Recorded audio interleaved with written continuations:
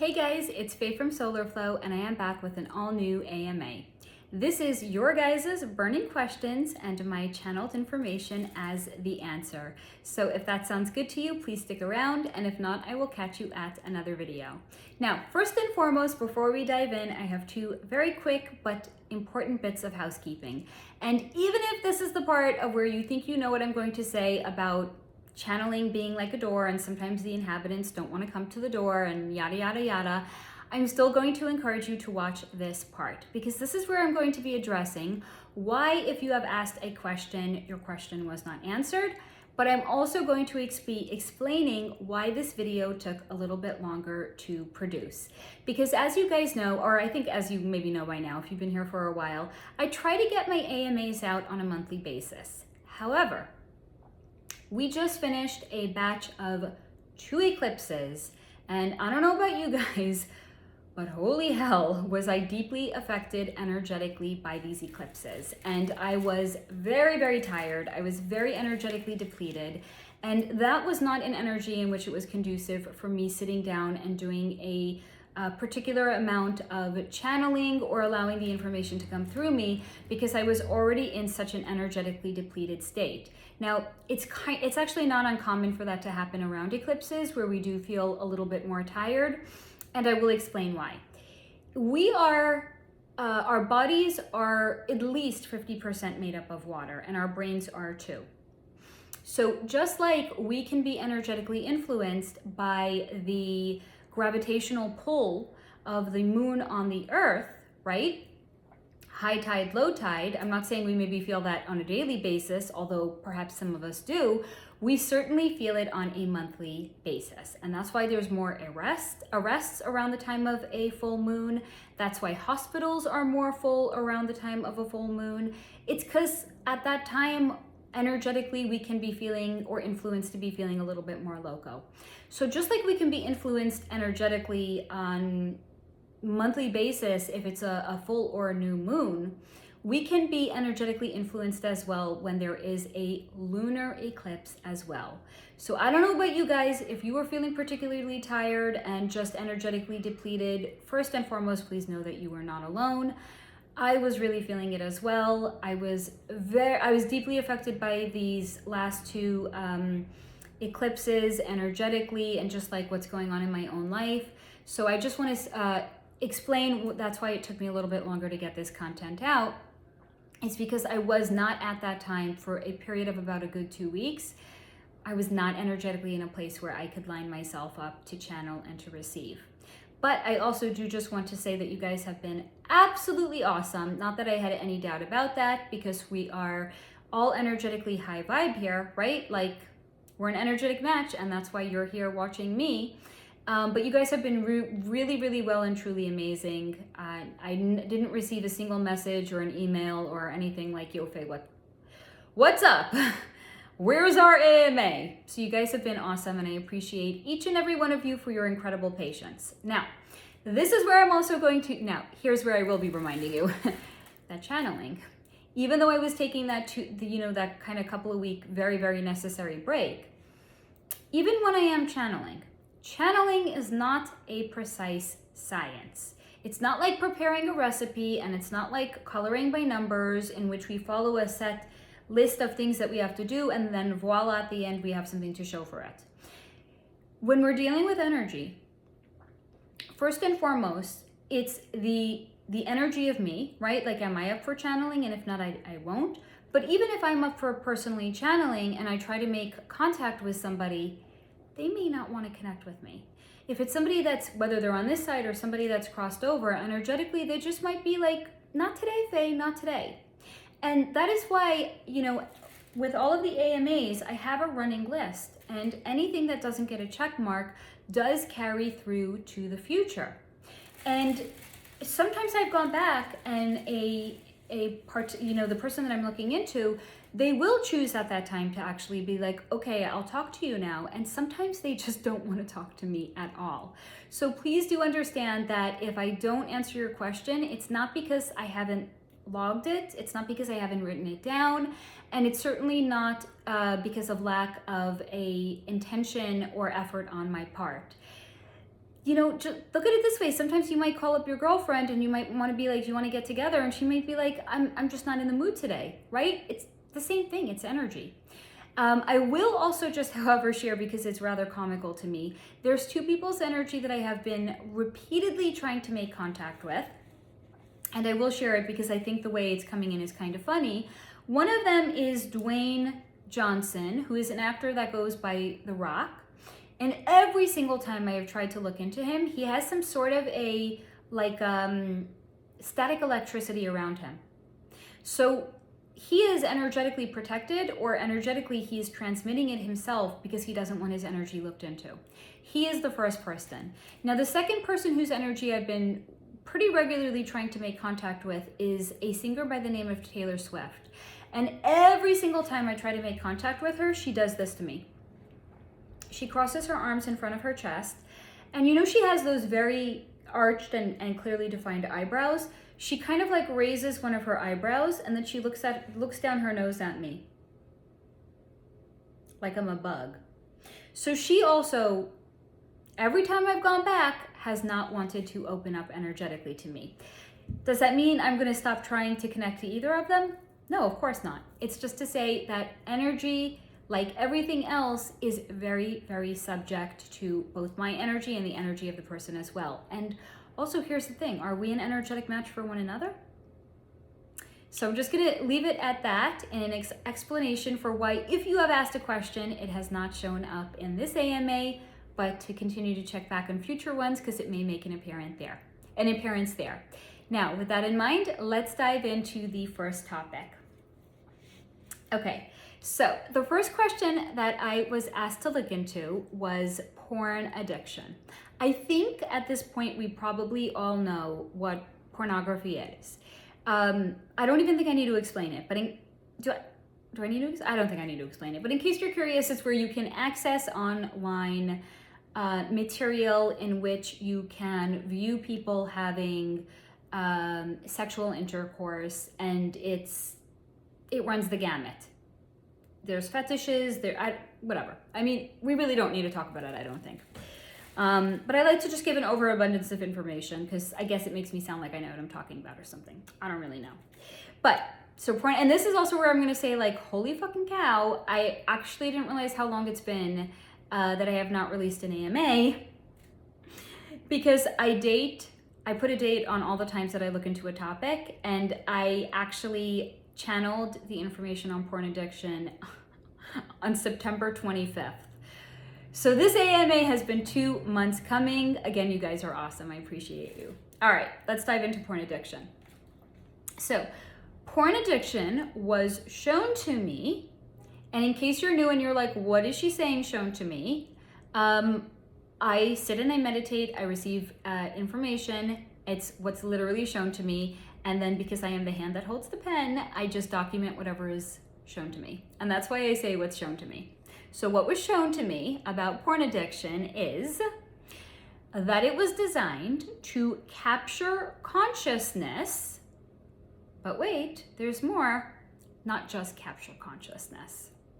Because in addition to capturing our attention and our consciousness, it was also designed to lower men's testosterone through the spilling and wasting of semen in the absence of a female partner, and to hijack a man's dopamine production, thereby having men need more to produce the same result, while furthering this, creating an unrealistic body expectation for men to have towards women and women's very real bodies, which do not necessarily resemble those seen in pornography, all while siphoning off the energy of men away from them and away from actual pursuits.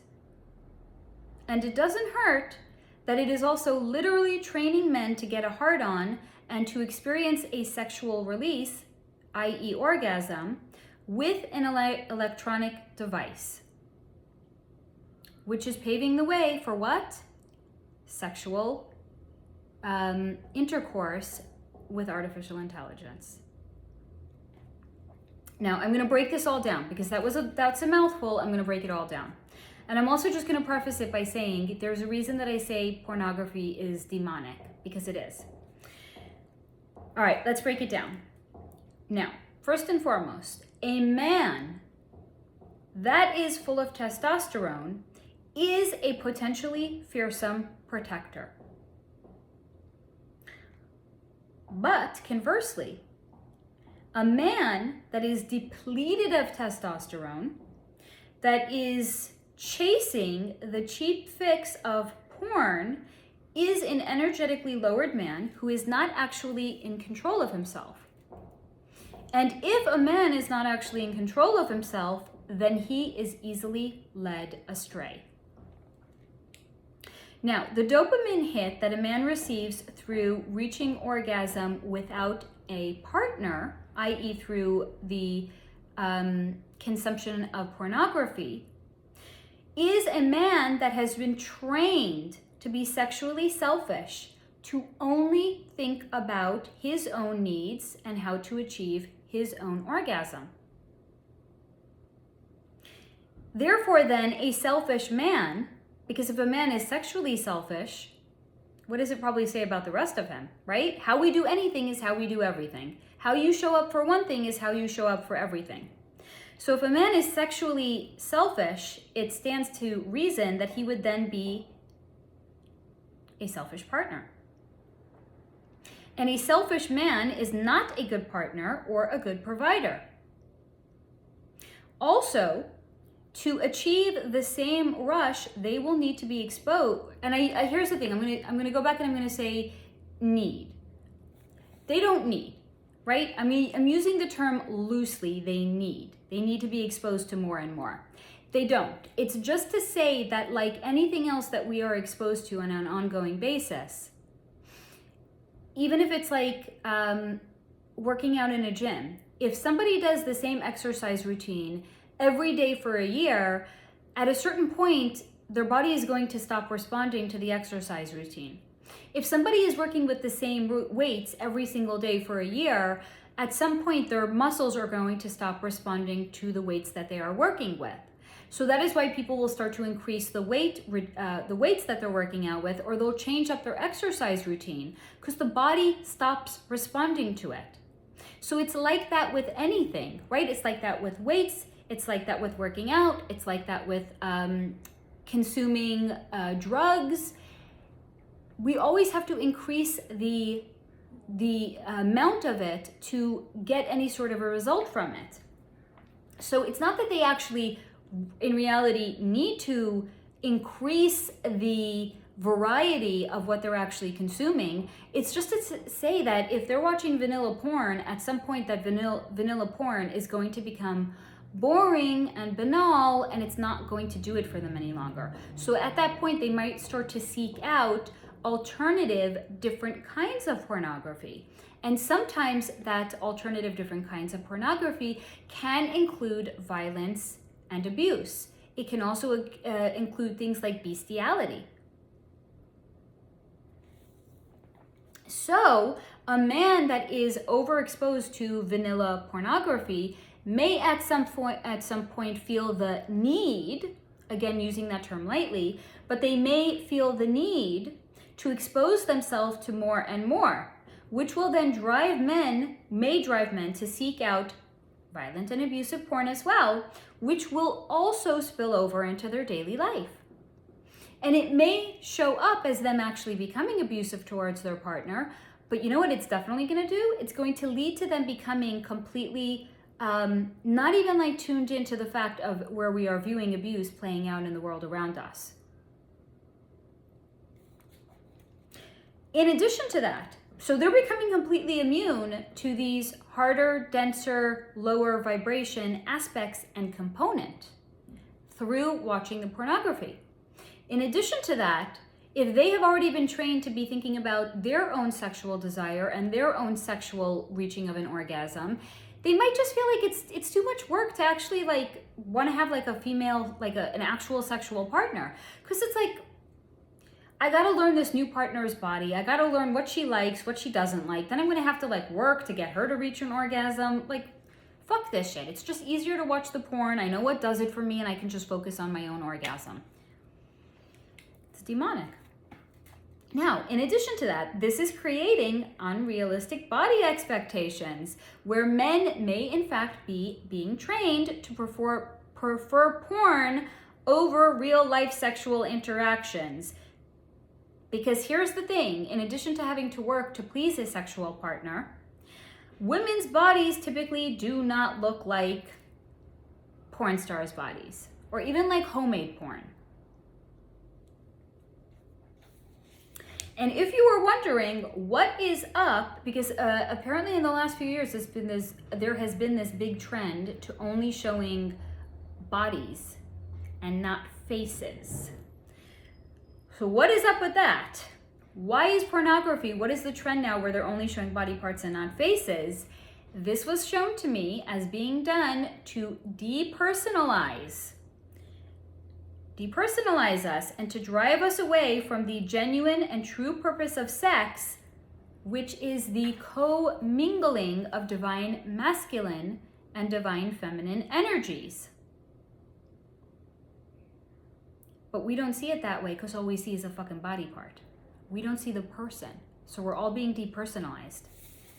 This is done all while training men to reach orgasm with an electronic device, which further drives a wedge between bringing people together as we are being further driven apart. And this started with C19 and social distancing, because yes, it is all connected. Now, the consumption of porn was also shown to me as being so low vibration that it is also a tool that is being used to slow our ascension down, as it reduces something that was once created for the divine nature and the commingling of divine energies between masculine and feminine energies.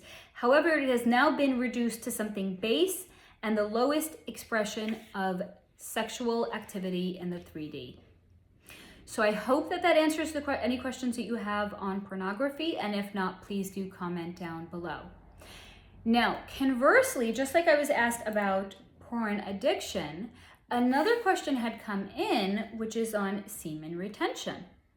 And semen retention is very much, if you will, the reverse side of the coin to consuming porn and porn addiction. And I'm going to explain why. But what is semen retention? It is where a man either will choose not to reach orgasm when having sexual relations with his partner, or where he will choose not to even engage in masturbation, therefore never, or maybe not never, maybe for a period of time, not actually releasing or achieving any sort of an orgasm. So let's look into this. Now, semen retention, on the other hand, was shown to me as being designed to train men to be hardy, strong, and not to fall victim to their base 3D desires. Because the release experienced by a man in orgasm is such a great energetic release that it can render a man energetically useless for some time thereafter. Like, why do people joke about it? Like a man reaches orgasm and then he like rolls off of you and it's like he falls asleep. Or it's like, okay, you could get dressed and you could get the fuck out of here right now. Like, I want to be left alone. Because the release that they experience is so great that it can energetically render them useless for some time thereafter. So by retaining it, they are actually reserving it and they are fortifying themselves. There is a reason that boxers and fighters of any kind are not meant to have sex with their partners or their wives while training or prior to a match. It is because they need to build up the energetic reserves that are in their semen, and so that they can channel it and they can direct it appropriately at the fight. Now, semen was shown to me as also being a key component in the creation of new life force. Because what do you need semen for? The semen travels to a woman's egg and it fertilizes it, and that is how a woman becomes pregnant. So it is a key component. And if you think about it, the energetic release is so strong that when a man ejaculates, it has to travel a long way and it needs the momentum behind it to reach a woman's eggs. There is a tremendous amount of life force energy in a man's semen then, therefore. So, because it is such a vital part in the creation of new life force, it is because, in essence, semen itself is so full of life. So by retaining it, a man is retaining more of that vital life force energy inside of himself, which then will make a man more focused, more driven, and more goal-oriented. So the question also was, what are the potential positives for semen retention, and what are the potential downfalls of it? Here we go, right here.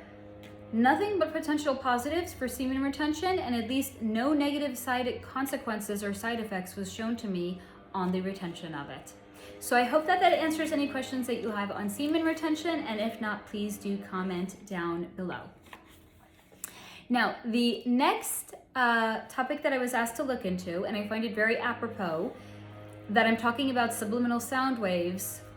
Well, there's a gardener outside that is blowing, I don't know what it's called, but it's that thing that kind of like blows all the leaves and all the dust into one area so it can be swept up. I find it very apropos that we're talking about sound waves while there's an actual auditory sound happening outside, because it's going to play in.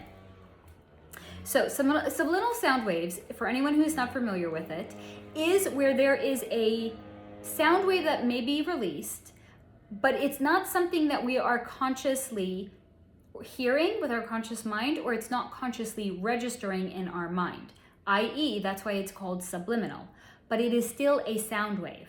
So let's explore what was shown to me about this. So are subliminal sound waves in fact real and true? Yes, they are.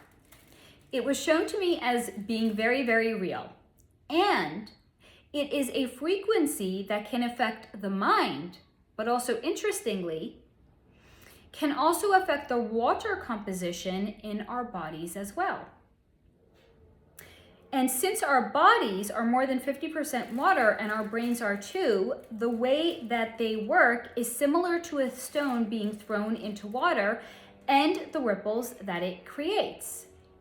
Sound waves do the same, and they can either create harmonic ripples in our bodies and in our brains and in the molecular water structure that's in our bodies, or they can influence us in an inharmonic, if there is such a word, in a harmonic way as well.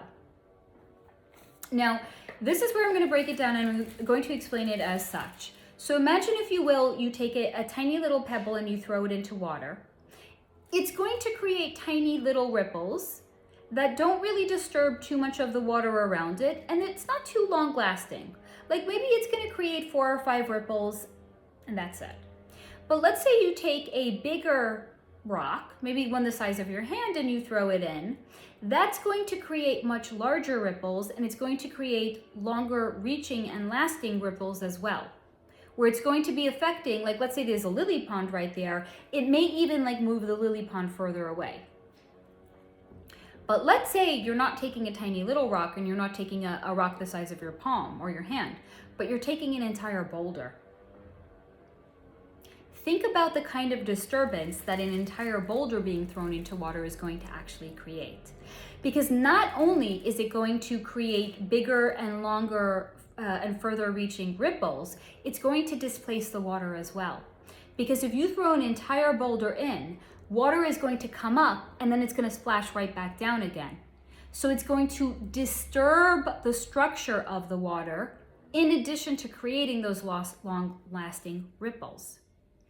That is what the negative side effects of an inharmonic sound frequency being directed at us is actually doing to our bodies. Because what was shown to me is that the vibratory tones and pulses are being released out of 5G boxes, which are designed to disturb our bodies greatly.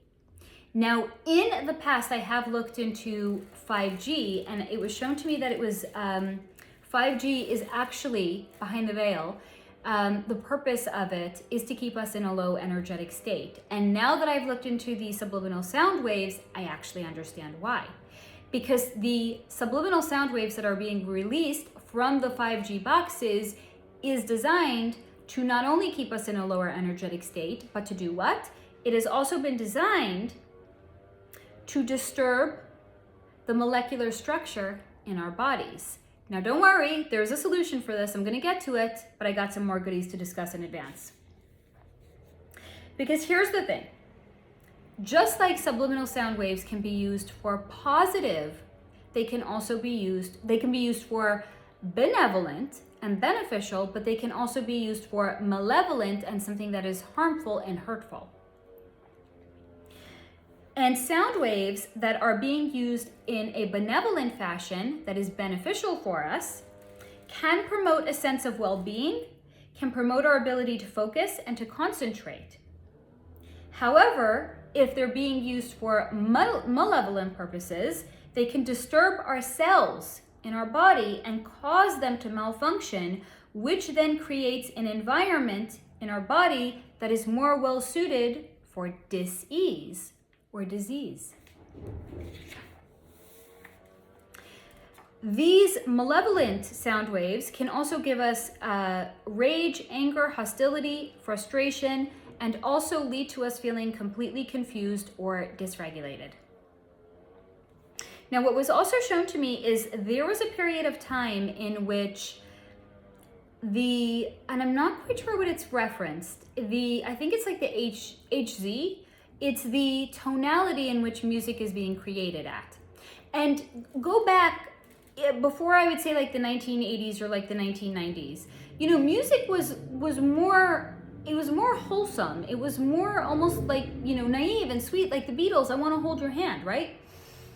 And then at a certain point, the tonality was changed, and what then came of it was the rise in gangster rap, where rappers might be calling for, the unaliving of police officers, and where they're referring to women as hoes and bitches, and I'm gonna pull my Glock out and I'm gonna shoot the place up. And how did that happen? And it was because the tonality of music was changed, which then, therefore, what happened? The heavier, darker, denser vibrations, which had prior to the tonality being changed, were not an energetic match for it, and that's why there was no introduction of it into music. But once they lowered the tonality in music and they made it a less harmonic sound, what then happened was denser, darker energy and denser, darker creativity was able to be funneled and channeled into music because it was then a vibrational match for it. That's why at a certain point we had a rise of this game. From one day to where did this just suddenly come from?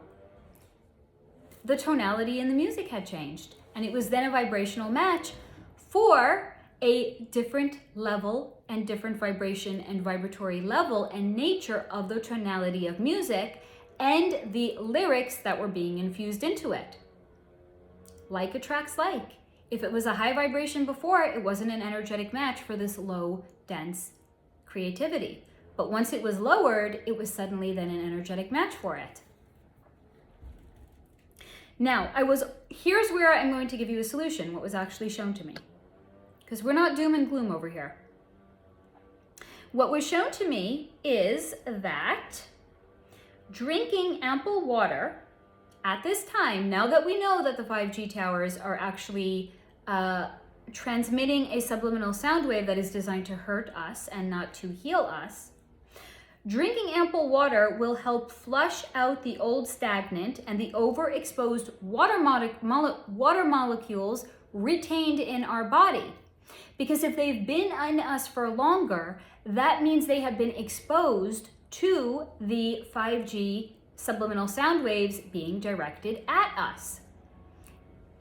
Our body has been retaining them. So if we are retaining water and we are not drinking enough water to flush out the old water, then the water molecules that our body is storing is also storing all of the malevolent energy that has been directed to us.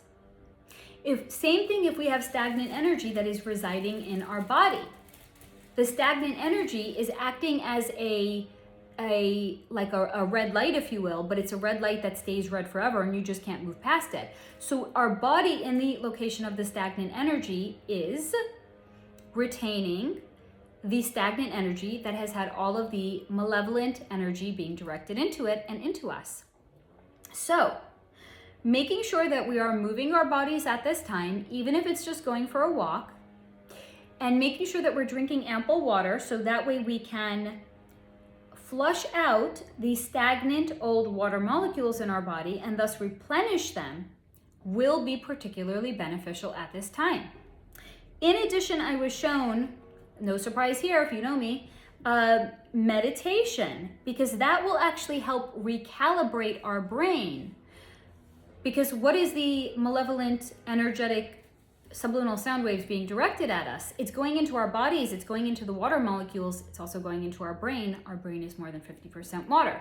So making sure that we meditate as well will help recalibrate our brain, as it will affect and change our gray matter and combat the energy that is being directed at us. So I hope that answers your question on subliminal sound waves, and if not, please do comment down below. Now, the next topic that I was asked to look into is upcoming changes in the workforce.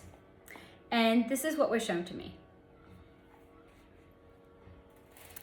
Everything I have been consistently shown is that the world is going to go through a huge, monumental change. I don't do predictive videos, but if you've been here, if you've been watching me, you know that I have been consistently telling you that I have been consistently seeing the world is going through a massive change at this time. This includes the workforce. Now, the current model of working 40 hours per week in an office building with my guys were very literal here. 40 hours a week in an office building with fluorescent lighting, with many people, there's a hair attached to my face and it's bugging me out, sorry. With many people taking lunch breaks at their desks, will become as obsolete as dinosaurs and will even in time be regarded as them as we do now regard dinosaurs. They were too big and too dumb to evolve. That's the way we're going to look at the current work model. 40 hours a week, locked up in some office building, eating lunch at your desk. We're going to look at it like, wow, that was so stupid. Of course it had to come down, and of course it had to be dissolved. There's nowhere for it to evolve to. Now, what was shown to me is that C19 actually had started the trend because it had created a shift where many people were working from home. And this was one step in a more positive direction, long term, even if, yes, we may have been working from home while our littles were around us. However, it was one step to create a more positive change where it was giving people a taste of something different, where they didn't have to commute into an office and they didn't have to be like in some cold, austere environment where maybe they were allowed to have a plant on their desk if they were lucky, but we were asked to conform mostly. So this was designed to give people a taste of something different, a change of scenery where people maybe could work more comfortably. Did anyone really have to get dressed up at that time? Maybe we'd put on like a nicer looking shirt or a sweater, but I was wearing joggers all day, every day at that time.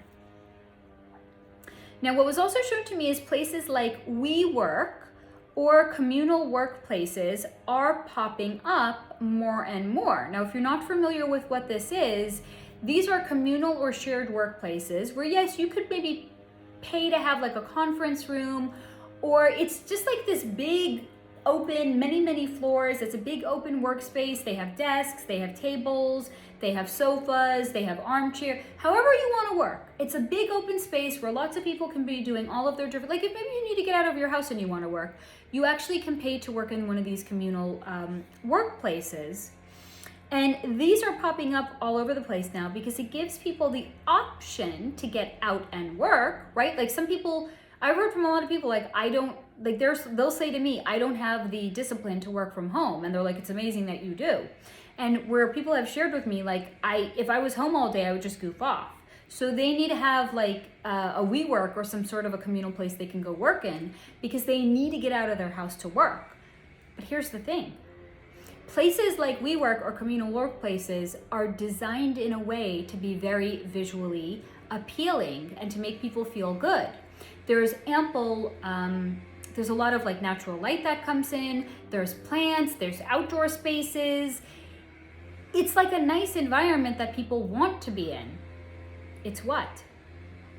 It's the opposite of working in an office building where maybe you're sitting at a cubicle or maybe you have your own office, but you're removed from all natural light because maybe your office or your cubicle isn't actually near a window. So places like WeWork are designed to be the complete polar opposite of like office buildings. Ample sunlight, plants, space for you to walk around. Some of them even have like kitchens and kitchenettes. They have sofas.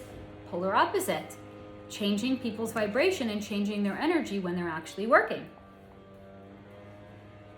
And this is a very positive potential that is being created as it pertains to the workforce. However, not only is the physical environment which people work going to be changing, work as a whole will be changing too. Are you enjoying the sound waves that are right outside my window right now? This is kind of proving the point of what we had just discussed a moment ago, isn't it? So please understand, if you're having a negative reaction to this and you're like, oh my God, the sound of that whatever machine blowing is so fucking annoying. Imagine a sound wave that you didn't hear that was so fucking annoying, but it was doing it to your body. And you might then therefore be completely dysregulated without having any understanding of why you're feeling completely dysregulated. Here it is, proof in real life, but I digress. So yes, not only will the physical work environment of work be changing, but work as a whole will change too. And it will be less where we are going to be living to work and focused solely on earning money to pay expenses and pay bills so that we can survive. But we will be moving more towards passion and self-expression in our work. So it will be more like we are working only to live, but we don't live to work any further. We don't live to work. So yes, we will still be paid for what we do, but what we do will be changing because it will be a reflection of who we are and what our actual gifts and abilities are, or what our humanitarian pursuits are. What lights us up that we can give back, and what lights us up and how we can commit to making the world a better place. Because people who want to clean up the environment well and truly will have the opportunity to do so. There will not be so much bureaucratic red tape around, well, there's a migratory pattern of this kind of an amoeba, and therefore we can't go and clean the water up because it's going to disrupt the amoebas. Wait, so we all have to suffer because the amoebas have like a certain migratory pattern? But it's like a toxic landfill. Why can't we clean it up? There's too much bureaucratic red tape. So all of that is going to be falling by the wayside. So people who are particularly inclined to want to give back to the world through cleaning all of these things up will have the opportunity to do so. Now, what was also shown to me is much of history will actually have to be rewritten as well. So there's going to be a need for many new researchers, historians, and writers will be needed at that time. So there will be not only, as what was shown to me in the past, a renaissance of art, music, and especially architecture, there's going to be a renaissance in the industry of research and the rewriting of history. Now, many people are returning to our roots and are starting to homestead. Therefore, it's going to lead to redoing the education system, because people are going to withdraw from the education system more and more as we're becoming made aware of how fundamentally broken it is. So the education system is going to have to be redone. Food will have to be redone. The list goes on and on. Because in time, as more and more of us are starting to wake up, we're starting to see how fundamentally broken all the systems in the world are, work being one of them. So there will be a lot of new seats at the table for creation and innovation. But first, all the old systems have to come down to make room for the new. Right? There's an expression, out with the old, in with the new. Here you go.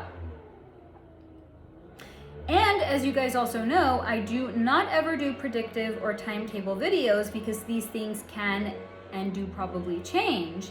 However, please know, consistently, every single time I have looked into this, I was shown that all the old systems are going to come down and there will be a rebuilding of everything new. Now, what was also shown to me is that every time we see a news story on the news or we read an article about how bad the school systems have become, that is one piece in dismantling of the old.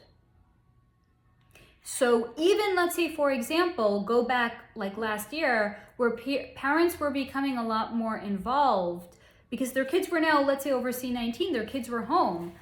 And suddenly it's like, we're listening to what our kids, and I have a little one, so this didn't apply to me, but God, did I hear about this? Suddenly parents are listening to what was being taught to their kids and they're like, wait a minute. Wait, what? So now suddenly parents had an opportunity to see what their children are learning about. And it's like, it actually doesn't resemble anything close to like actually educating. It's not education anymore. It's turned into propaganda. So the parents have been made aware of it, and now parents are becoming a lot more active in the school systems. They're running for school boards and they're fighting. Like, why is my second or my sixth or my eighth grader, why is this book available in the library when it's teaching children how to give like fellatio? Or it's like teaching children about like anal sex. Like, I'm sorry, what? Parents were suddenly now made aware of it. So that was one piece in the dismantling of the old, because the kids were home and the parents now knew about it. But then what came out of that when the parents were actually motivated to action and became action oriented? Now they were being like labeled domestic terrorists because they wanted to protect what their kids were learning. It's a dismantling of the old. It's showing where there is rot, decay, and corruption in all of the old systems. So I know for a lot of us, it could seem like, oh my God, the world is getting worse. The world is getting worse. It's actually just bringing to the surface everything that's been broken up until now. So what? It can be torn down and it can then be rebuilt in the future without the rot, the corruption, the decay interwoven into it. So every time we see a news article about how fundamentally broken any system in the world actually is, that is one piece in the dismantling of the old, because it all has to come down brick by brick. And it will, and the changes will occur. However, this is where I'm going to temper, because I know if you are in the old, not just workforce, if you are attached to any old industry and you're like, it's so fucking broken, I want it to come down. Again, I'm going to say I consistently see it coming down. However, it is going to take years, because it will be really overwhelming for people who are not awake if everything comes down too soon. There has to be the creation of an overabundance in the creation of contrast, so people can start to see what's really not working. And some people are really, really asleep. They're comatose. So there has to be louder and more overt examples of contrast created for the people that are in the back, so to say. They're coming down, but it's going to take years. Now, what was also shown to me is that many people will be put out of work. Because let's say they're in the education system and it's like, well, this isn't working. Okay, what the fuck now? They may become kind of like, you know, the love of what they were doing before may be stripped away from them when they realize how corrupt what they've actually been doing is. Does that person want to be a teacher thereafter? Or do they want to find themselves and recreate themselves and go into something that's more aligned with who they are? Specifically, what was shown to me is many people in the medical establishment may be displaced. Because as I have discussed in other videos, like imagine you're a doctor that really went in having the best intentions, taking an oath to do no harm, all while not knowing that a lot of the practices and procedures that have been foisted upon people against their consent, or even with their consent, or maybe they've even been bullied. Because I've heard some stories of people people have been diagnosed with cancer and they're like, you know what? I don't want what you're telling me I need to do. I don't want radiation. I don't want chemotherapy. I want to do this on my own. I want to change my lifestyle first. And then the doctor's like, get the fuck out. You can't be my patient then. So there are going to be some people that are going to be clinging to the old. But imagine people who genuinely and truly went into it with the best intentions, wanting to help people, only to then realize, like, maybe they're a pediatrician and they've been giving lots of these to babies because they were trained that it's okay. And then at some point in the next couple of years finding out, oh my God, they've been unknowingly hurting people. So there's going to be a lot of people in the medical profession that are going to want to step away from the medical industry. And then there's going to be, the medical industry is going to be going through a major revamping. And I've done a long form video on med beds in the past, which I will link down below if you haven't seen it and you want to go back and watch it. Medicine is no longer going to resemble anything close to the way it resembles right now, because energy healing is going to actually be done on an energetic level. And it's not going to be like, here's a pill for that. It's going to be vibrational healing, and it's going to be energy healing, and it's not going to be 3D based healing. So there's going to be a lot of displaced doctors. What are they going to do? So many in the medical establishment are going to be displaced. So these people too will have to have time to find themselves and explore themselves and explore what lights them up and what they can contribute back into the world now that they know better. Because when we know better, we can do better. So I hope that answers your question on how the workforce will be changing. And if not, please do comment down below.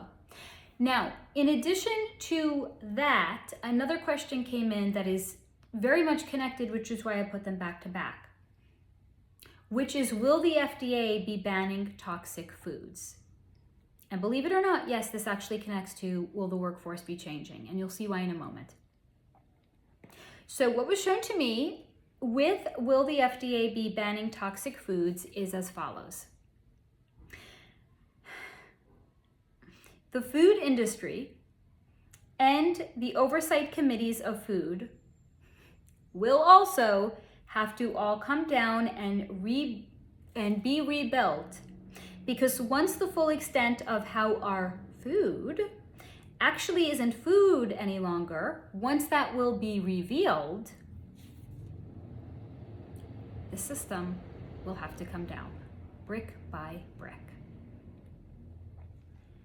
In addition to that, being that we, the regular people, that are not sitting on the oversight committees and are not the trained specialists in whatever the fuck they do at the Food and Drug Administration do, being that we, the regular folk who do not have oversight positions on committees, how we somehow are able to actually find out how massively unhealthy food is should probably be a red flag.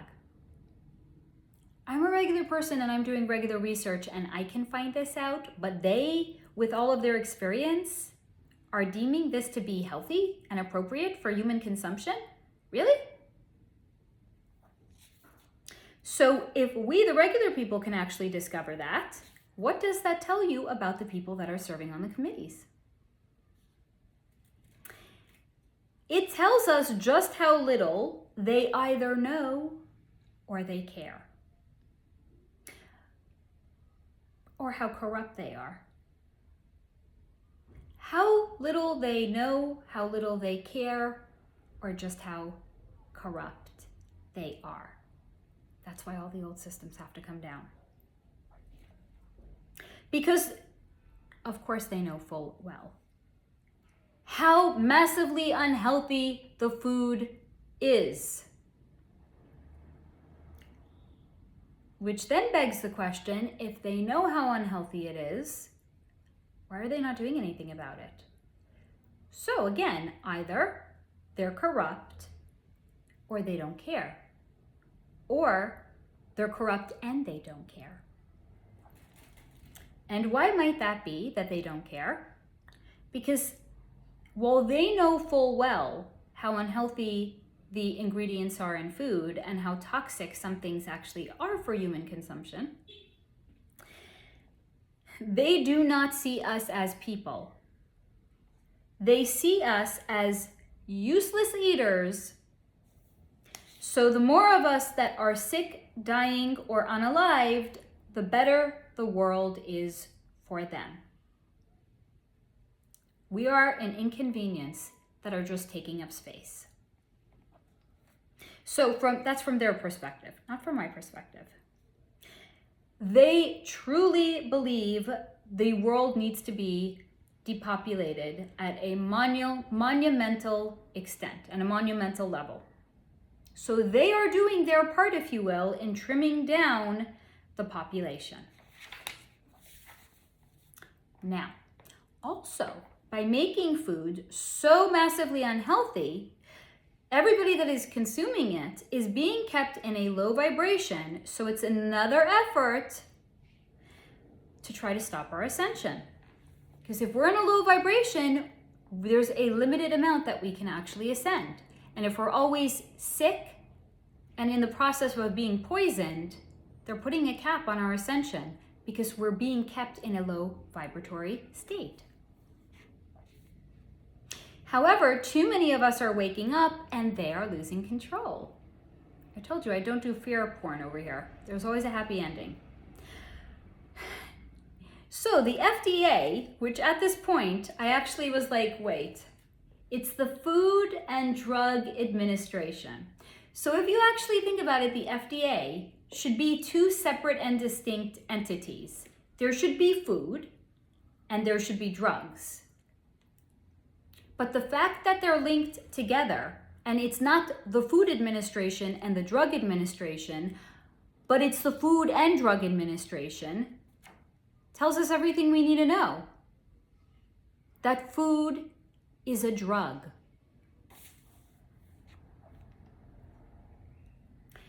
The FDA is just another corrupt agency that has to and will come down. This is also an invitation. As I'm saying this, like food and drugs should be two just separate and distinct. And then like I had this thought flash through my mind. Not the THA, that's travel and something. No, it's the other one. It's the, what is it? Oh God. Because I didn't have a chance to research this because the thought just came into my mind. But like the alcohol and tobacco, right? What is it, the ATB? Or am I confusing that with something else? But like the Alcohol and Tobacco Bureau. Why is alcohol and tobacco, like, shouldn't it be the Alcohol Bureau and the Tobacco Bureau? Like, why are they joined together? So this is actually gonna probably throw me down some rabbit holes when I'm done looking, like I'm done recording, looking into like, why are agencies piggyback together? there's got to be some reason why they're together, even if, like, at first glance, we're not sure what it is. There's a reason. So, this is what was also shown to me, now that we're done with that little aside. What was shown to me is that I see a lot of hurt and anger once the full extent is revealed as to how completely toxic the food is and how completely toxic our water is as well. There's going to be a lot of hurt and anger once the full extent is revealed. That is also why we are waking up in shifts. Because if everybody woke up at once, guess the fuck what? The world would be a shit show. Because there are those of us that have woken up and are already homesteading. They've already moved off of the grid, so they know how to do it. And they know how to work with the land now. And they know how to, when the land needs to rest, and when's the optimum time to plant your own fruit and vegetable garden, and how you can pickle your foods, and how you can store them for a later time in the year. There's people that already woke up and they're already doing that. So there's people that are already growing their own food. There's people that are already are already homeschooling their kids, right? So when the school system comes down and more people might want to be like, I want to homeschool, guess what? There's already people out there that are doing it. They can show us the way. There are Sherpas already lined up for every industry, for everything that's going to come down, so they can show us the way. Because if we all woke up at once, no one would have a clue what to actually do. The world would be a shit show. We got to wake up in shifts. There's people that are already learning how to heal their body without big pharma and without Western medicine. So when other people are starting to wake up later on and they're like, wait, this can be done? I don't actually need to go to a doctor? I can heal myself? There's going to be Sherpas to show us the way there as well. So once those that are asleep start to wake up, they can then, instead of living full of the rage and hatred at all of the big industries that have been knowingly hurting us and keeping us in a low energetic state, instead of staying there, they can then direct their outrage towards practical applications of how to make their life better. Because there's people who woke up before them that already know the way and can show it to them. So a lot of waking up has to do with separating ourselves with also the ease of modern day life and how accustomed we have become to it. It's also then therefore not a coincidence that after women were liberated from the home, only to become a corporate slave, come home from work too tired to prepare wonderful, naturally tasty and nutritious meals for themselves and for their littles. So while mommy was liberated, but became a different kind of a so-called slave, she's now coming home and maybe preparing food that isn't even food any longer. So it was a perfect and completely not accidental storm. How many coincidences until it's a mathematical improbability? Look around the world at how many coincidences there are, and it's like, I don't know about that. Really? Really? That's like a really well-timed coincidence, because it's not a coincidence.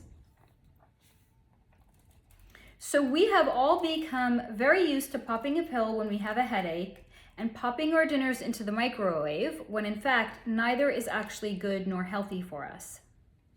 What was shown to me is that many will struggle and will cling to the old and to refuse how they are being poisoned by modern day life.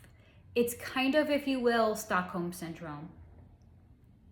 We have been living in a state of Stockholm Syndrome where we're overly, well, no, how many people do you know that are like, no, the food and drug, no, they can't be hurting us. How many people do you know over C-19 was like, no, the government, they want to keep us safe. The government, they wouldn't, they're not doing this to hurt us. Come on. You're such a conspiracy theorist. Stockholm Syndrome. Many people will struggle and will cling to the old without failing or refusing to understand how they are being poisoned and kept in a lower energetic state by modern day life. So please be patient when encountering these kinds of people. They need to be shown rather than told that this can be done.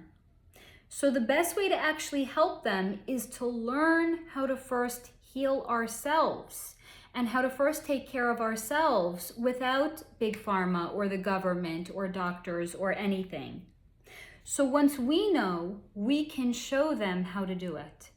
Because if we tell them there's a way that it can be done, it's too nebulous. It's too like, oh, really? But when people know us and we show them that we've changed our life, and if we've changed it, we can do it, they can do. That's how we're going to change the world, by showing, not by telling. So please be gentle when you encounter people that are going to be clinging to the old. So I hope that answers your question on the FDA banning toxic foods one day, and if not, please do comment down below. Now, the next topic I was asked to look into, I'm going to skip a couple of pages, here we go, is a young singer by the name of Avril Lavigne. Now, Avril Lavigne kind of like exploded onto the music scene. I think she was 14 with a song by the name of Skater Boy.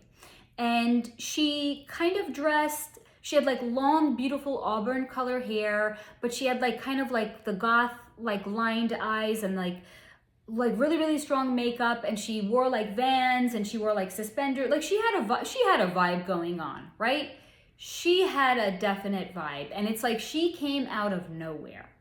So I was asked to look into Avril Lavigne, and let's see what was shown to me. The poor thing I wrote about Avril Lavigne is, poor girl. Because she really did not know what she was getting into when she joined the club. And if you don't know what club I'm talking about, I will link the videos that I have done on the Hollywood industry and movies and the music industry down below, as well as on the video that I have more recently done on the white hats. Because if there's white hats that are working to better humanity, there's also, that's like the good, let's say the good guy club, there's also been a bad guy club. There be a lot of clubs playing out on the world stage, and because we're not in it, we don't know about it. So she really did not know what she was getting into when she joined the club. Now, what was shown to me about her is she had a lot of passion, a lot of fire, and a lot of drive, and she loved to perform and she loved to sing. So for her, fame wasn't necessarily the objective, like it was for so many other starlets who did join the club. They just wanted to be famous. They didn't care how they became famous. They didn't care about the price either. But for her, fame wasn't the objective. She just knew she wanted to perform, she wanted to sing, and she didn't want to have to give that up to join the so-called real world. But to her, because to her, there was no world or no real world or no life for her without singing and performing in it. She genuinely joined the club so she could retain her craft, not for fame. But if she didn't make it as a singer and a performer, she'd probably get shuffled into some job like as an accountant. She don't want that. So she didn't want to grow up and give it up. So joining the club was her lifeline to doing what she loved. And she got to get paid, and get paid handsomely for doing it. Right on. Except she was young, right? She exploded onto the scene when she was 14 years old. She was young, and while at the time those that be above her in the club were happy to build her up and let her get a taste of what her career could truly be before collecting, you gotta pay to play. But she was too young, so they weren't asking anything of her when she was 14. They were ready to let her kind of, get her experience, get a little taste of it, get a little money, get to sing her heart out, get to work with great producers and great songwriters. They weren't going to collect then. So they were ready to build her up and let her see what her career could truly be before collecting. And once they came to collect, she was horrified. Because this wasn't anything she thought it would be. And she was not down with this shit. The parties she was taken to when she was a little bit older were creepy as fuck. And they wanted her to do spellcasting on her shows. She wasn't having any of it, and she said so. But remember, as we have explored in so many previous videos, the club really knows how to zero in on anyone's particular arrogance. Now, it doesn't actually have to be a literal arrogance, right? This is the word that came in, and who was the first person that revealed this to me? Kanye West. I will link the AMA in which I had discussed Kanye West down below if you haven't seen it. There's timestamps on all my AMAs. You can go back and you can look just for that specific segment on Kanye West, because he was the first one that had revealed, and the word that keeps coming in is arrogance. And it's because that's the way the club looks at it. It doesn't have to be an arrogance. It just has to be, what are you most proud of, or what do you most want to retain? Because that is what they want to break in you. And for Kanye, it was always his mind. So that's what they wanted to break with him. And I will also link the video down below in which I had looked into Amanda Bynes, because for her so-called arrogance was her mental strength and her mental fortitude. So what did they want to break in her? They wanted to break her mind, because how dare she be so arrogant that they couldn't break her so easily? So they really know how to zero in on somebody's so-called arrogance and break that person in that way. But another way of saying arrogance, because that's what they call it. What's another way? What's another way of reframing it and not saying that it's an attachment to a particular attribute about a person? Another way of saying it is what is something that matters the most to a person? For Kanye, yes, it was his mind. He valued his mind above everything else. What did Avril Lavigne value above everything else? She wanted to be able to go out and to sing and to perform, because she did it for the love of it. So what did they want to take away from her? Was her ability to sing and perform.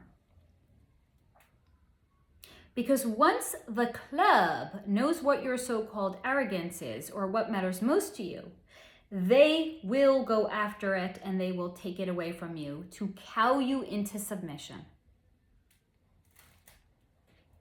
And because for Avril was her love of performing, they took that away from her. And how, you might be wondering? Sure, they could have simply have taken her out. And by taking her out, I mean they could have unalived her. Because they can do that now. Now what do? Somebody wants to join the industry. Somebody's so completely desperate because they're missing something fundamental and part of something fundamental inside of themselves. They're like a Katy Perry, I'll do anything, I just want to be a celebrity. They have perfected ways in which they can recreate a person. They don't even need the original around any longer. So they will have that person be sitting in a chair in a conference room talking to the record executives, and then they have like a double walk in of that person that looks exactly like them.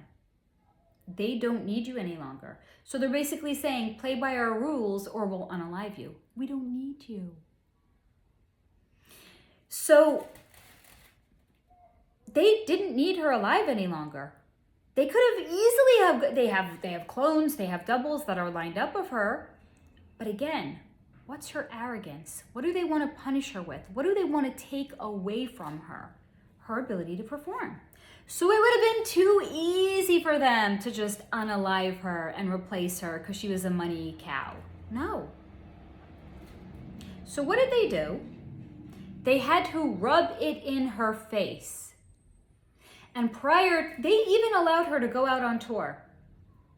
And before every single show, she was touring with her double or she was touring with her clone. And prior to every single show, they'd say, "Are you ready now?" And she'd say no. And then they'd point to the double and they'd say, "You're on tonight again, honey." And she'd have to sit in the sidelines and watch her double or her clone performing for her.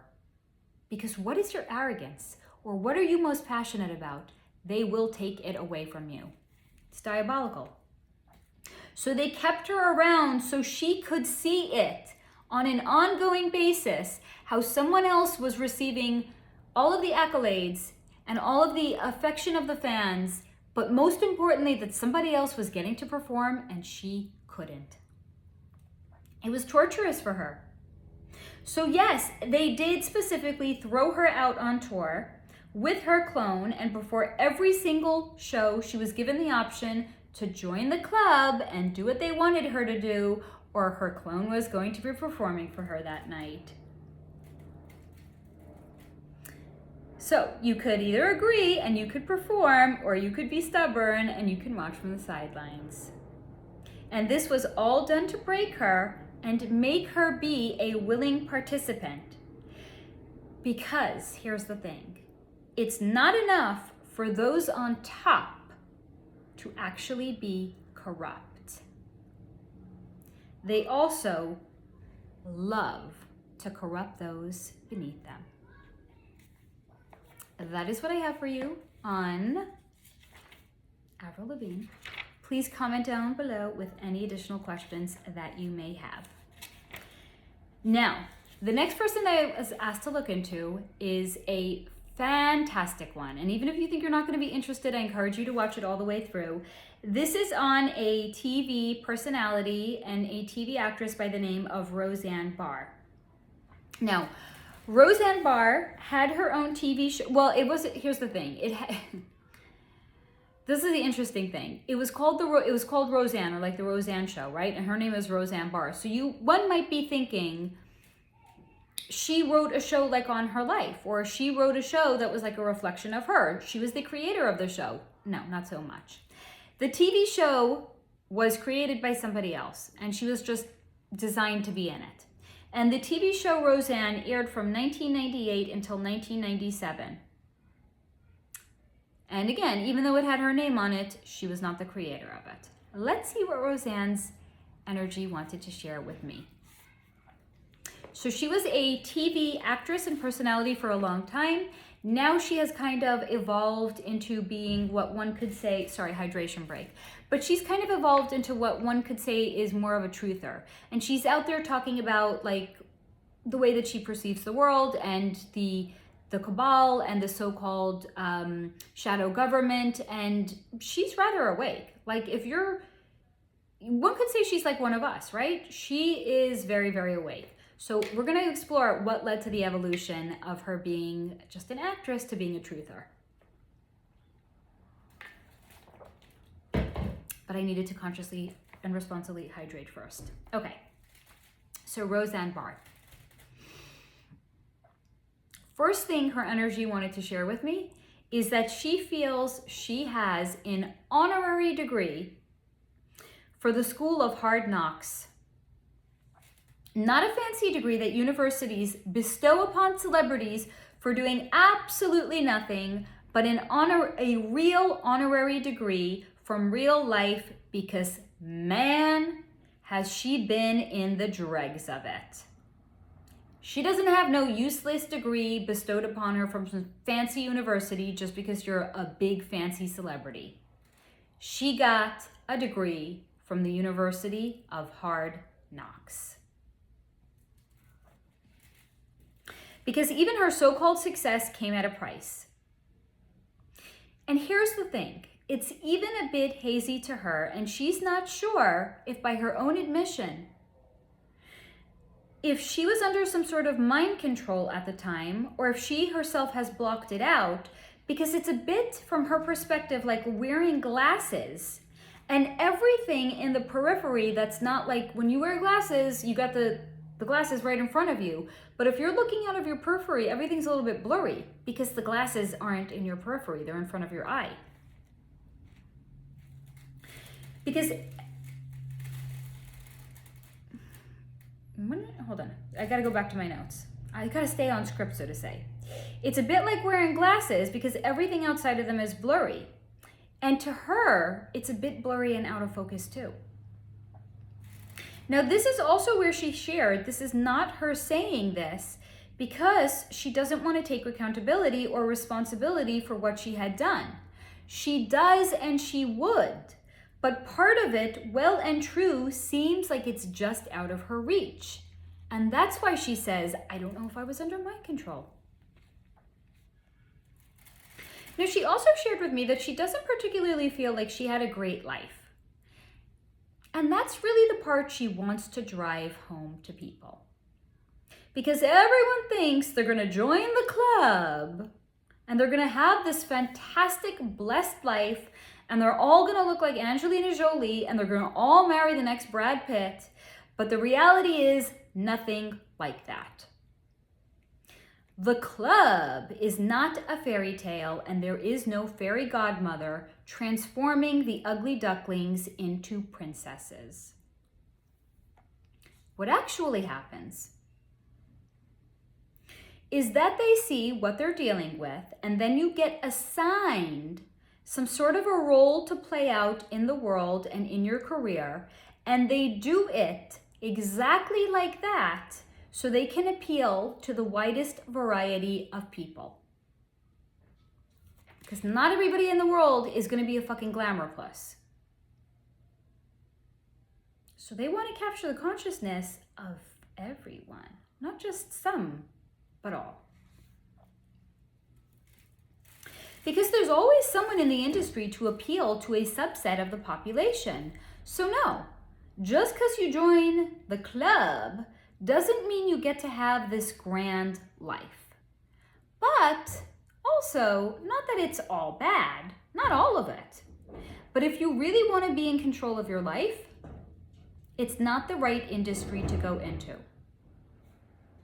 For example, every generation has the so-called bad girl or bad boy.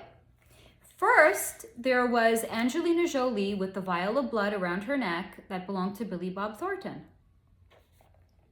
And she always looked like she just came back from a 3-day rave. By design. Done to capture the attention of girls like that. And then once Angelina Jolie got cleaned up and suddenly was adopting kids and doing humanitarian work, that was to appeal to a different subset. It was done by design to clean her up and to show her evolution. So that way, people would see her evolution and they would become invested in her.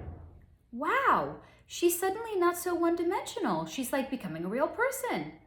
They become invested in her. We think we know celebrities because we see them change and evolve in time.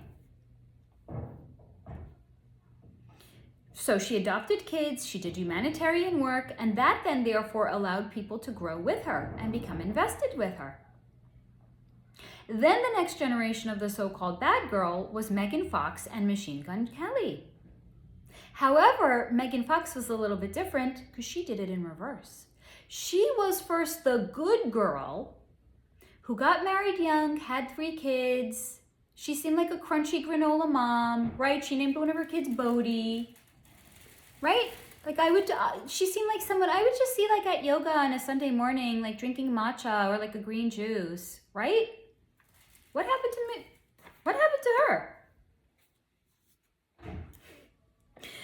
Her evolution was in reverse. She started off clean cut, but then suddenly she became the bad girl who shared that her and Machine Gun Kelly drink each other's blood. And now she looks like a dirty girl. She looks like that. She looks like a... What the fuck happened to her, right? Look at Christina Aguilera. She went from clean-cut, all-American girl to like assless chaps singing about wanting to be dirty. All by design. It's not a coincidence this happens. So what happened with... What's her name?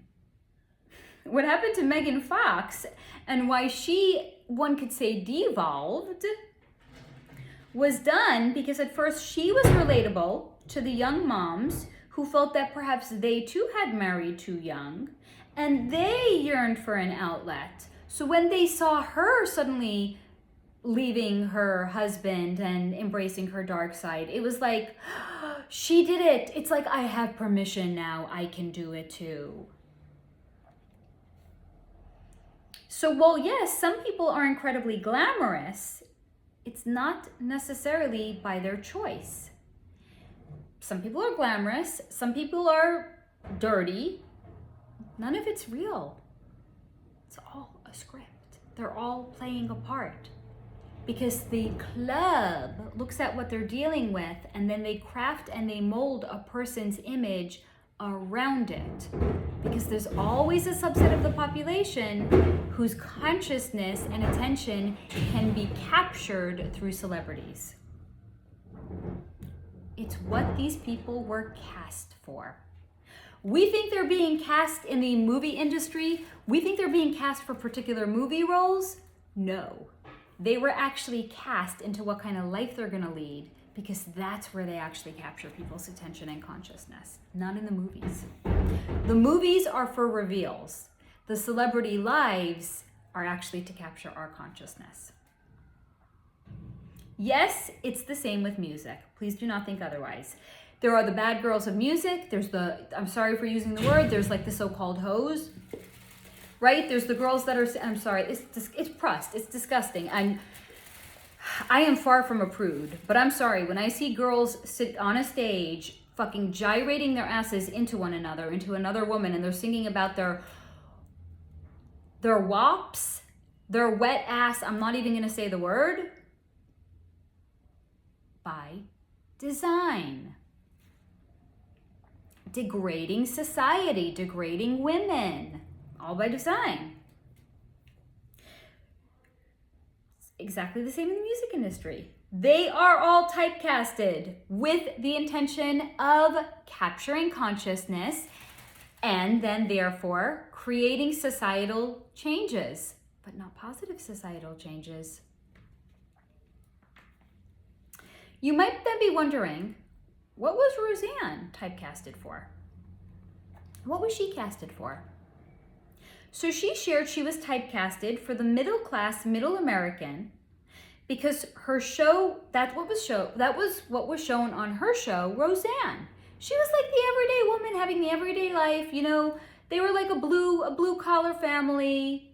They didn't really have money. That's what she was typecasted for, to appeal to the everyday middle American.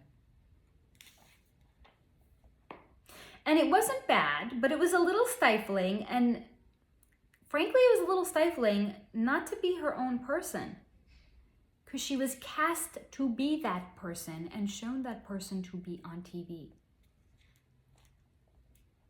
Now, she shared with me she started to wake up somewhere around her mid-40s, and suddenly everything was so clear. It's funny. She started to wake up in her 40s, probably like most of us did. And if you're younger than and you're awake, kudos to you. But she started to wake up somewhere in her 40s, and suddenly everything was so clear to her, and she didn't understand how she hadn't seen it all before. And again, back to the glasses analogy, it was like before, somebody that needed to wear glasses and waking up first thing in the morning and everything is groggy around you because you haven't put your glasses on yet, versus getting like LASIK eye surgery and then you wake up first thing in the morning and it's like bam, it's like you see everything. The change was that big and that monumental to her. And she couldn't understand how she hadn't seen it before. And it took her some time for her to not only really start to see everything as it was, but in addition to seeing it, to know, to really understand it. Like, it's one thing to like consciously see something, and it's another thing to like consciously understand it. Plus, at that time, she was doing a lot of research to back up everything that she was coming to understand with cold, hard facts. So that way, when she felt like she could discuss it, she wasn't just talking about it, but she was actually discussing it. Now she feels she's using the gift of being a so-called middle-class middle American that she was typecasted to be, but she's using it against the industry because she is appealing to those people of who she was typecast to be. And she is revealing to them the truth of what she herself has come to know and come to understand. And she does feel now like she is helping red pill the masses, because after all, she was typecasted and introduced to be just like them. So that is the energy read that I have for you on Roseanne Barr, and please do feel free to comment down below if you have any additional questions. Now, the next person's energy that I was asked to look into is somebody by the name of Priscilla Presley. What was shown to me about her, and here's the thing, I'm going to say when questions come in, I know there may be like an expectation of like, this is what a person who's requesting what they want to know about a particular person. So there may be an expectation that what's going to come in is going to align completely with what the expectation is. But I'm going to remind you here, because I know what came in is not directly aligned with what the question was, but I'm going to remind you here, when we're dealing with energy, it's not painting by numbers. Excuse me. Energy is fluid. Energy is changing. Energy is very dependent on a mood. So we may want to know a certain thing about a person. That might not be what they choose, however, to share. Does that mean I'm not going to actually add them into the notes and be like, well, fuck, they didn't share what the person wanted to know, so I guess there's no need to even look into them? No. The person agreed to make contact with me when I had made the request. I go with it. It's just to remind you that what may have come in may not be what your idea of what you wanted to find out from them was. With that in mind, let's see what Priscilla Presley's energy wanted to share with me. And for anyone who doesn't know, Priscilla Presley was married to Elvis Presley. They were married quite young. I think she started dating him. She was like a, you know, what they would call like a military brat. I think her family was posted in Germany when Elvis was actually stationed there as well. And he had met her, and he was in his 20s and she was like 15. We're not going there right now. That's maybe like a topic for another day, but they had met and they were dating, and then he didn't marry her, and he so-called didn't bed her until she was of age. All right. And then they did ultimately divorce at a later point. Let's see what Priscilla's energy wanted to share. Priscilla Presley is shrewd as fuck. She has an innate ability to see things as they actually are.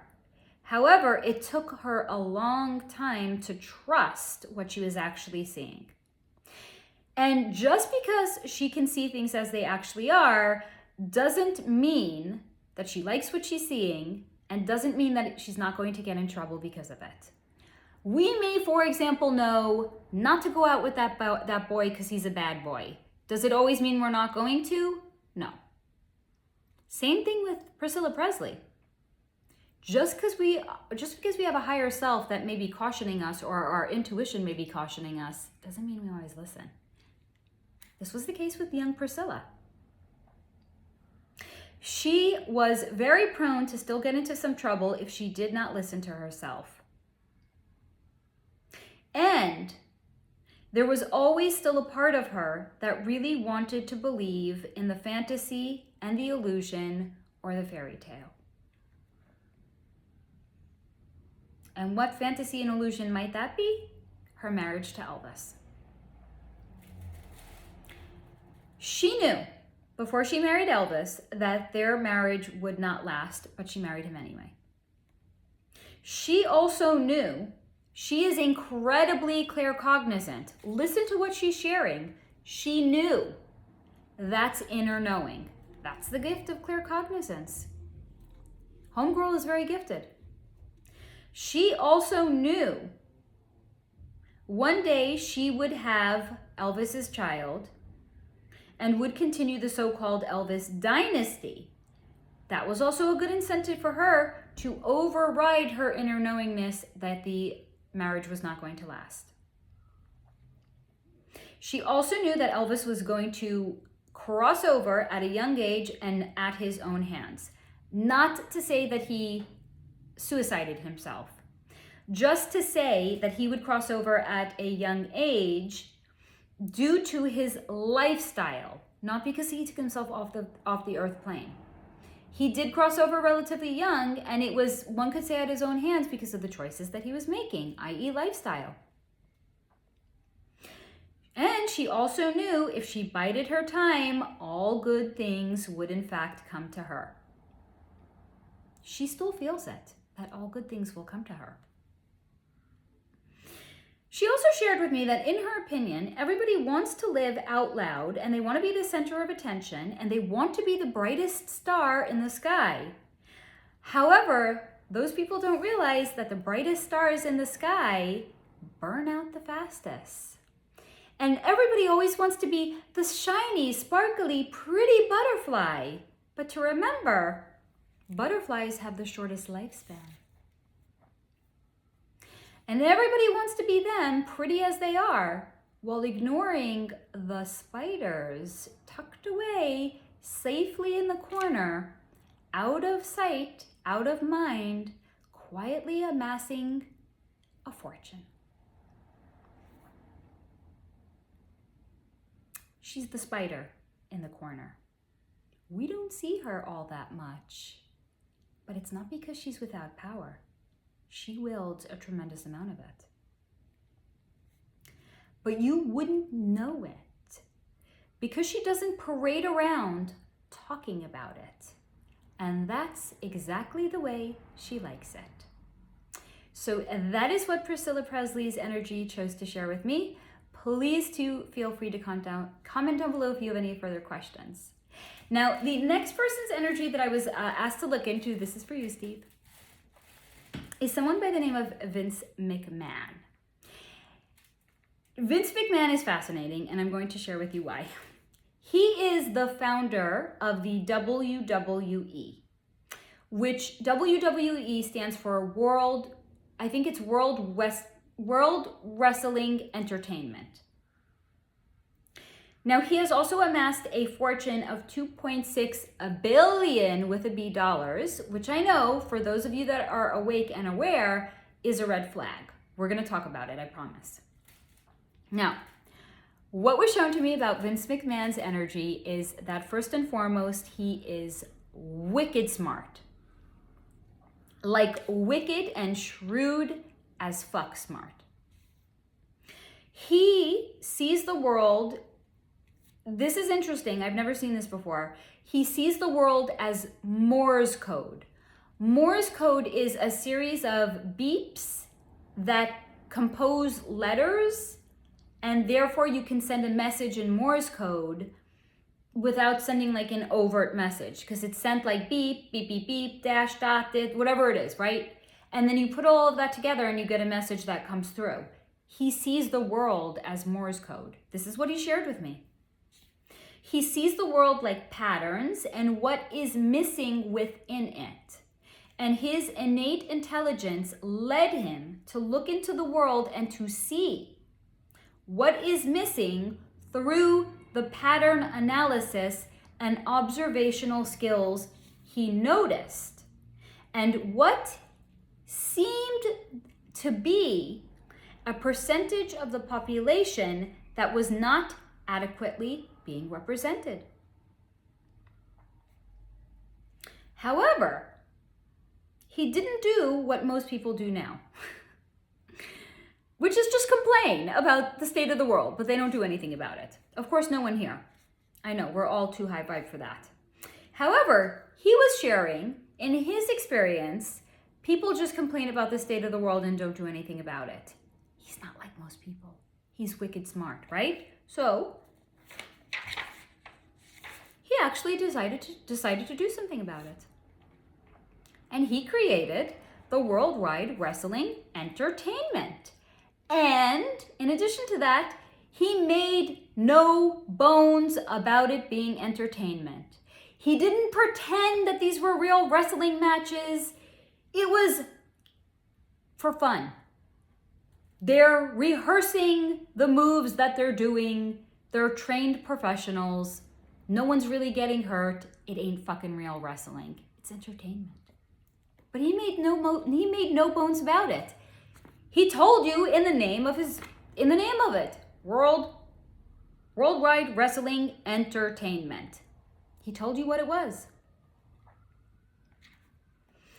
It was campy, right? Sure, it could be viewed as campy. It could be viewed as over the top. And the wrestling wasn't really real. But again, he made no bones about it. You want campy? You want to be entertained? You want it to be like a soap opera, but not like a upper crust waspy people living on the Upper East Side of Manhattan having these soap opera things happening to them that the regular everyday person can't relate to, because the everyday regular person doesn't live in a $25 million brownstone on the Upper East Side of Manhattan. Okay, I gotcha. It was a soap opera. However, it was unlike any soap opera people had seen before, because everything was big, right?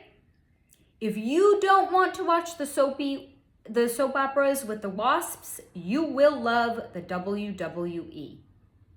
It's the polar opposite, because everything was big. Everybody was big. Everyone was buff. Everyone was toned and tanned, even the women. The men were big, the muscles were big, the boobs were big, the ass was big, the hair was big, everything was big, including the ratings. And finally, people who like things a little, what did I write here? People who like things a little something and a little raunchy finally had a home. Because again, not every person is going to relate to a fucking soap opera. Here was a soap opera that actually resembled more of the country. Rowdy, that's it. If you like things a little rowdy and a little raunchy, WWE was your home. Now, this is not to say that Vince did it just for the ratings and the money. He did it by employing his incredible observation skills. And he also did it because he too always viewed himself as being a little different. And he always felt like he too didn't quite belong. So he knew how it felt. And in A Tale as Old as Time, the world is really good at snuffing out the differences in us and making us all the same. All fucking cookie cutter. And making us feel like we're different. And if we're different, it's because there's something wrong with us. Everybody is doing well in school. Why the fuck are you not doing well in school? Maybe I don't learn the way other people learn. Maybe I'm just not interested in that particular subject. There must be something wrong with you. Little Tommy can sit still. You can't sit still. There must be something wrong with you. We're going to pump you full of drugs. So the world is very good at making us feel like if we're different, it's because there's something wrong with us. But Vince wanted to celebrate the underdogs and give people a community. And he also happened to make a ton of money while doing that. Now, this is where I'm going to address his net worth being $2.6 billion. And is that perhaps because he's in the club that he was allowed to become so wealthy, right? This is what was shown to me. The answer is no, he is not in the club. First of all, the club does not want to bring people together, but it does want to pull people apart. The club also doesn't want people that are different to come together and to have a home. They want to make you feel like there's something wrong with you if you are different. They don't want to celebrate that. So no, the club doesn't want you to have a home or a community or a place that celebrates differences. Because they want us divided by race, class, sex, gender, sexual orientation, etc., etc., etc. And the club most certainly doesn't want the underdogs to feel empowered.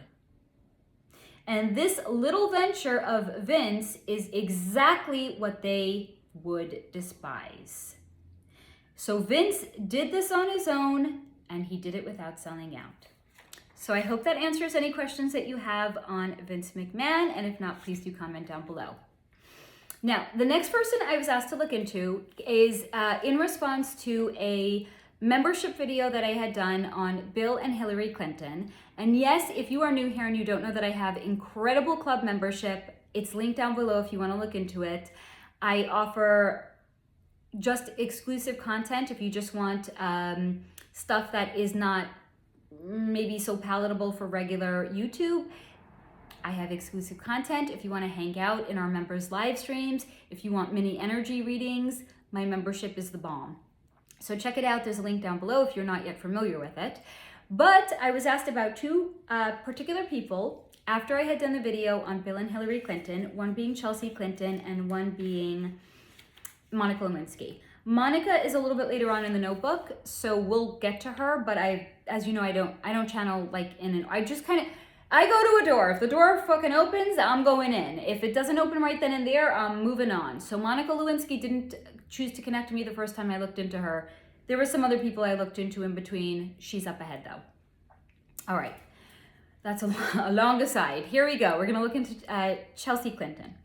Chelsea Clinton is the only child, a daughter of Bill and Hillary Clinton.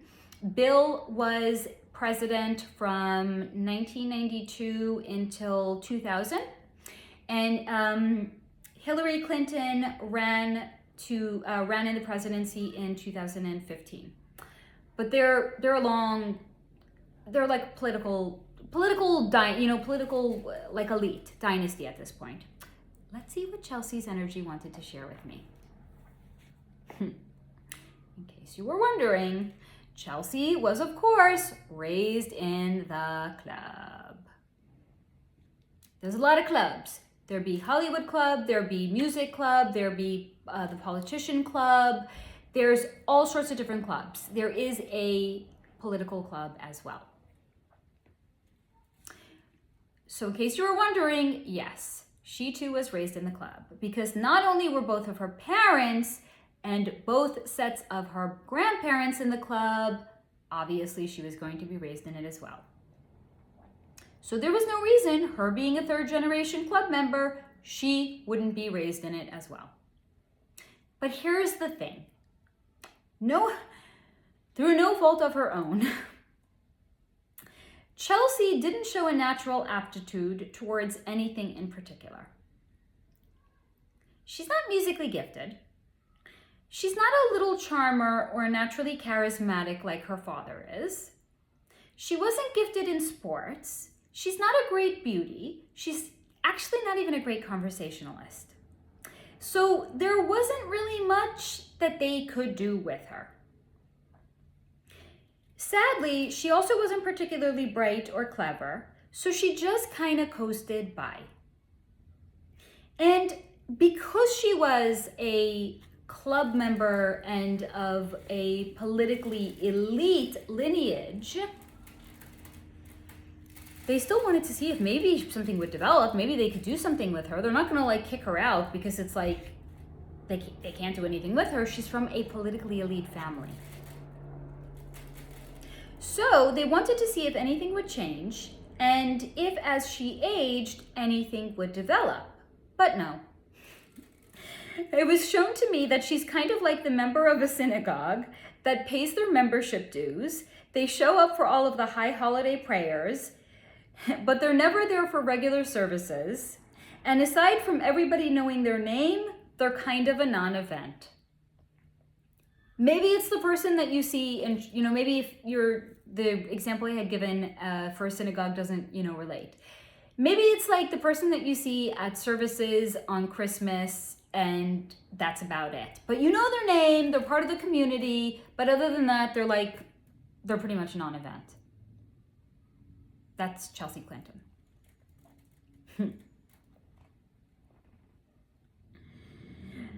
That's her. That's what I have for you on Chelsea Clinton. Please feel free to comment down below with any questions, and if not, I'm moving on. I mean, here's the thing, this is not live, so even if you have questions, I'm still going to be moving on at this time. Now, the next person I was asked to look into is a young actress by the name of Hayden, I'm not sure I'm going to pronounce her last name correctly, Hayden Panattiere.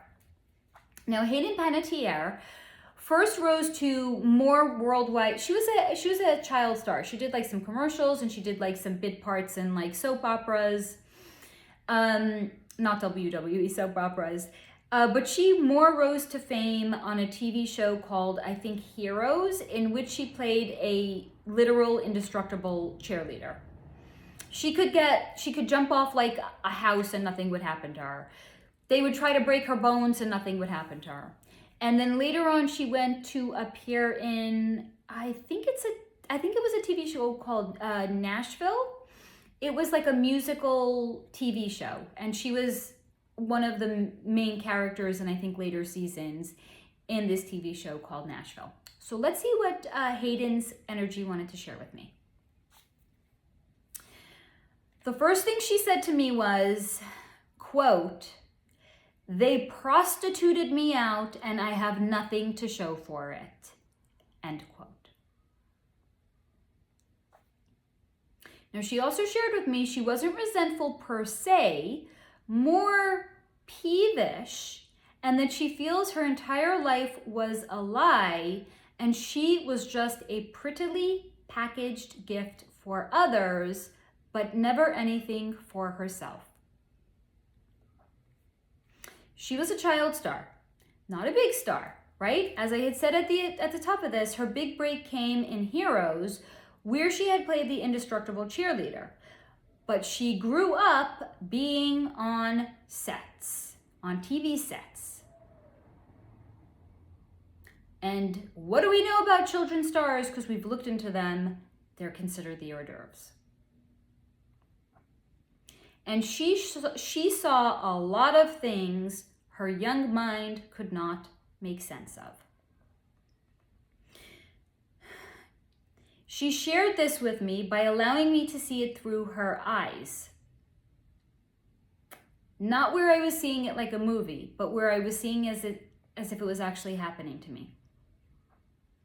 Where she was encouraged by her mother to sit on the laps of much older men and to let them stroke her thigh and even to insert their fingers into her orifices. Not this one. The other one. That's not all they did. I'm not going to be pressed, but I'm not. Forget it. Use your imagination. She didn't like it as a child, and even being so young, she knew that it was wrong, so she couldn't understand why her mother, who was standing right next to her, with a smile plastered on her face, was encouraging her, Hayden, to sit there and to smile, dear, while giving her the death eyes that told Hayden she better do what she was told to do.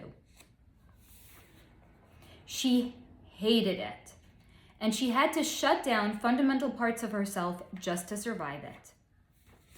She shared with me that she hated being on set, even when she was older and she had so-called aged out of what was done to the littles. And even at the point that no one gave her a second glance because she was so-called too old, she still hated being on set. She was traumatized. But by being on set, tugged on her soul. Even when she was older, being on set tugged on her soul. Even when she was older and so-called safe. Because at the point that she was older and she was no longer having things done to her when she was on set, and she was so-called safe now, because she was older, they didn't want her anymore, she began to unpack what was done to her, and oh boy, was she furious.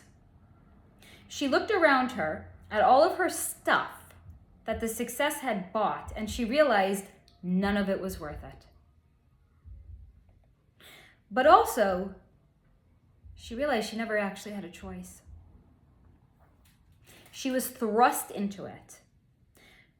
So at this point, she started to drink copious amounts of alcohol as a coping mechanism when she was on set, because she was so even now as an adult, she was so completely triggered being on set.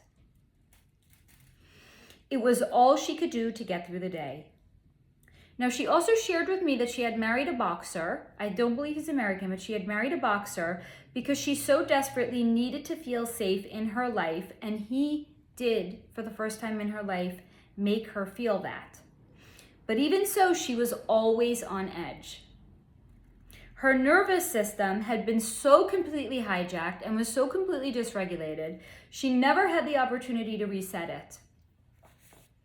And she conceded that her marriage never really had a chance because she still was so messed up and was still so emotionally unhealthy at that time.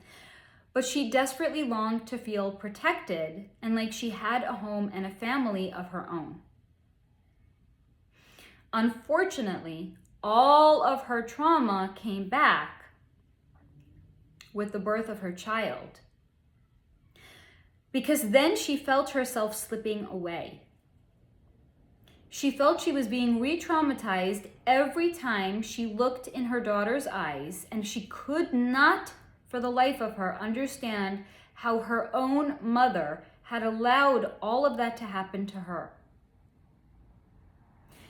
She also felt she could not adequately protect and take care of her own child, and feared more than anything that the same thing would happen to her child that had happened to her. So ultimately, she had decided to give up custody of her child to the father to look after and to protect and to raise.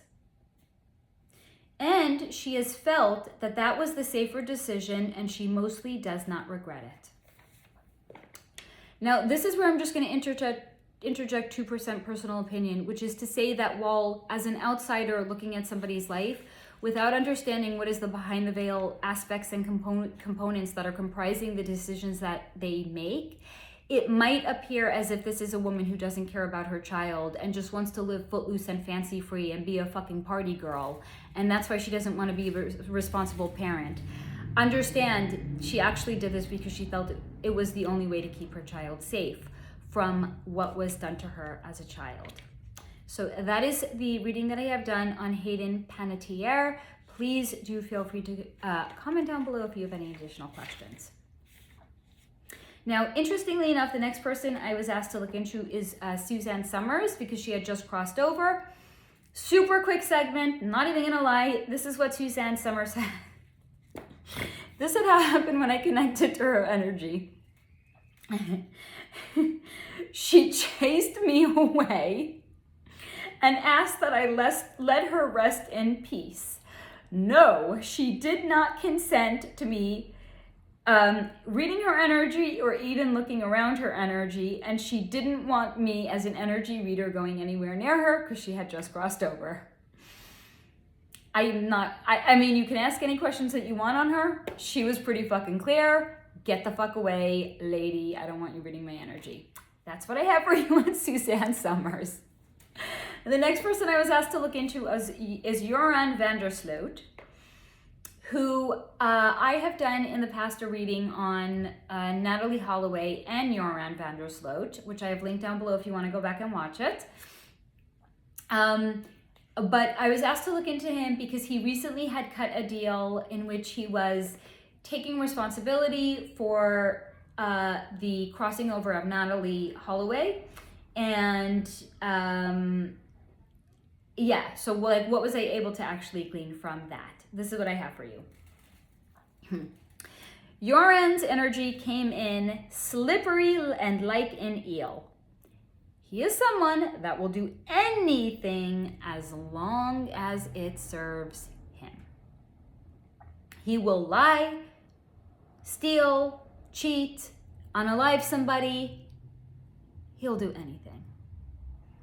And if being locked up has taught him anything, it's that even being locked up, he is capable of close to anything. Anything within reason, because yeah, he's locked up. But he can still do anything within reason. So to that end, he will do anything and do whatever it takes to get a better cell, better accommodations, a better cot, a better bed, a better anything. So too was this decision prompted for him to now suddenly, all of these years later, decide after telling countless lies about what had happened to Natalie. Now he decided he had a come to Jesus moment. Except the come to Jesus moment was motivated by how was this going to benefit him? Not how is this going to benefit Natalie Holloway's family. How is this going to benefit him?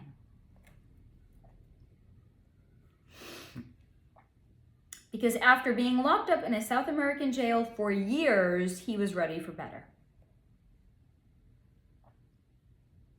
So, what was shared with me is that he told them what he thought they wanted to hear, and just enough, of course, to get him what he wanted, while giving them a touch of what they wanted. Was it the truth, the whole truth, and nothing but the truth, so help him God? No, not even close. He did it so he could get a better something in return. But what he said doesn't actually matter. Because he could just as easily make up a new story tomorrow, because he's told countless stories about what happened in the past, and tell it like it's the only truth. Because then, at the time that he tells it, it will be the only truth, as it's the only one that matters to him, because it's the one that he's telling at that time. I hope that answers your question on Joran Vander Sloat, and if not, please do feel free to comment down below. Now, the next, and this is one of those topics that has followed me for multiple AMAs, because guys, I promise, I really do try to go back and look into it if it doesn't come through right away. We're at the almost 2-hour mark, so yeah, I'm gonna start to get blah and ums and ahs. So I was asked to look into submissives and dominatrixes, and this is what was shown to me about them. Subs and doms, as they are affectionately known, or I guess just as an easier way of saying it, are souls that are seeking balance by playing with extremes. These are souls that are attracting into them complementary but reverse energy, as they are essentially two halves of the same coin. Subs or submissives may either lack the dominating or the more masculine energy, therefore they seek it out with a dom's energy, or conversely, they are in it all day and they wish to release all of that masculine energy, as it causes an energetic imbalance with them. So through the experience of being a sub, they can achieve a sense of balance. The doms or dominatrixes have an overabundance of masculine energy, and therefore they may seek out a submissive to give some of it too. So it is essentially an energetic dance and an energetic rebalancing that people are seeking unknowingly. So I hope that answers any questions that you have on subs and doms, and if not, please do feel free to comment down below. Now the next topic I gotta skip some pages because that's a video I've already done on 3 former notable US presidents. Excellent if you haven't seen it, if I do say so myself. And here's where I'm going to pick up Monica Lewinsky. All right, so Monica Lewinsky, let's see what her energy wanted to share with me. She, fascinating, if I do say so myself. Again, no sense of ego. The information came through me. It is not of me. But man, oh man, do I love being an energy reader at times like this. Monica Lewinsky concedes she may have been used. But it's as an adult now that she can also look back. And she can see she was in way over her head with a master chess player and a master manipulator, Bill Clinton. And truthfully, that's what attracted her to him. The power. It radiated off of Bill Clinton, and despite his southern accent and charm, she knew he loved the power. And it was an aphrodisiac to her as well. She was very attracted to him, and she knew the only way to get his attention was to be bold, and that's why she flashed her thong. Because what did she do? She pulled down like the waistband of her pants to show that she was wearing thong panties. That's pretty fucking bold. And that too was thrilling for her. She felt most alive at that time, and if not for the terrible fallout and turning into a punchline, she might regard that period more kindly as well. Although she spent her adult years trying to distance herself from that, she of course still does think about it. What it felt like to be with the President of the United States, the so-called most powerful man in the world. What it felt like to be that close to a degree of power like that. And she shared that she understands why power corrupts. We're perhaps, from her point of view, not meant to have that much power. But then again, she's not the one wielding it. She only got to visit it. So she doubts anyone with that kind of power would doubt for a moment that they shouldn't be the one to wield it. And sometimes it's weird for her to think that her name is tied to Bill Clinton, but it's not for an empowering way, right? It's predictable almost. Like the younger, naive girl caught in the web of the older, experienced narcissist. Eye roll. It's not a good feeling. But it was thrilling when she had it. When she'd had him, when the world fell away, and it was only the two of them alone, playing, flirting, desiring one another. He desiring her, she desiring him. The way he looked at her when they were alone, it was as if she were the most powerful person in the world and not actually him. But those are only the thoughts she would admit to herself. And now me to share with you. So even though I know this is not perhaps part of the question of what the person had asked me to look into, still interesting nonetheless. That's what I have for you on Monica Lewinsky. Please do feel free to comment down below with any additional questions. Done with that notebook, we're moving on to the new notebook. Okay.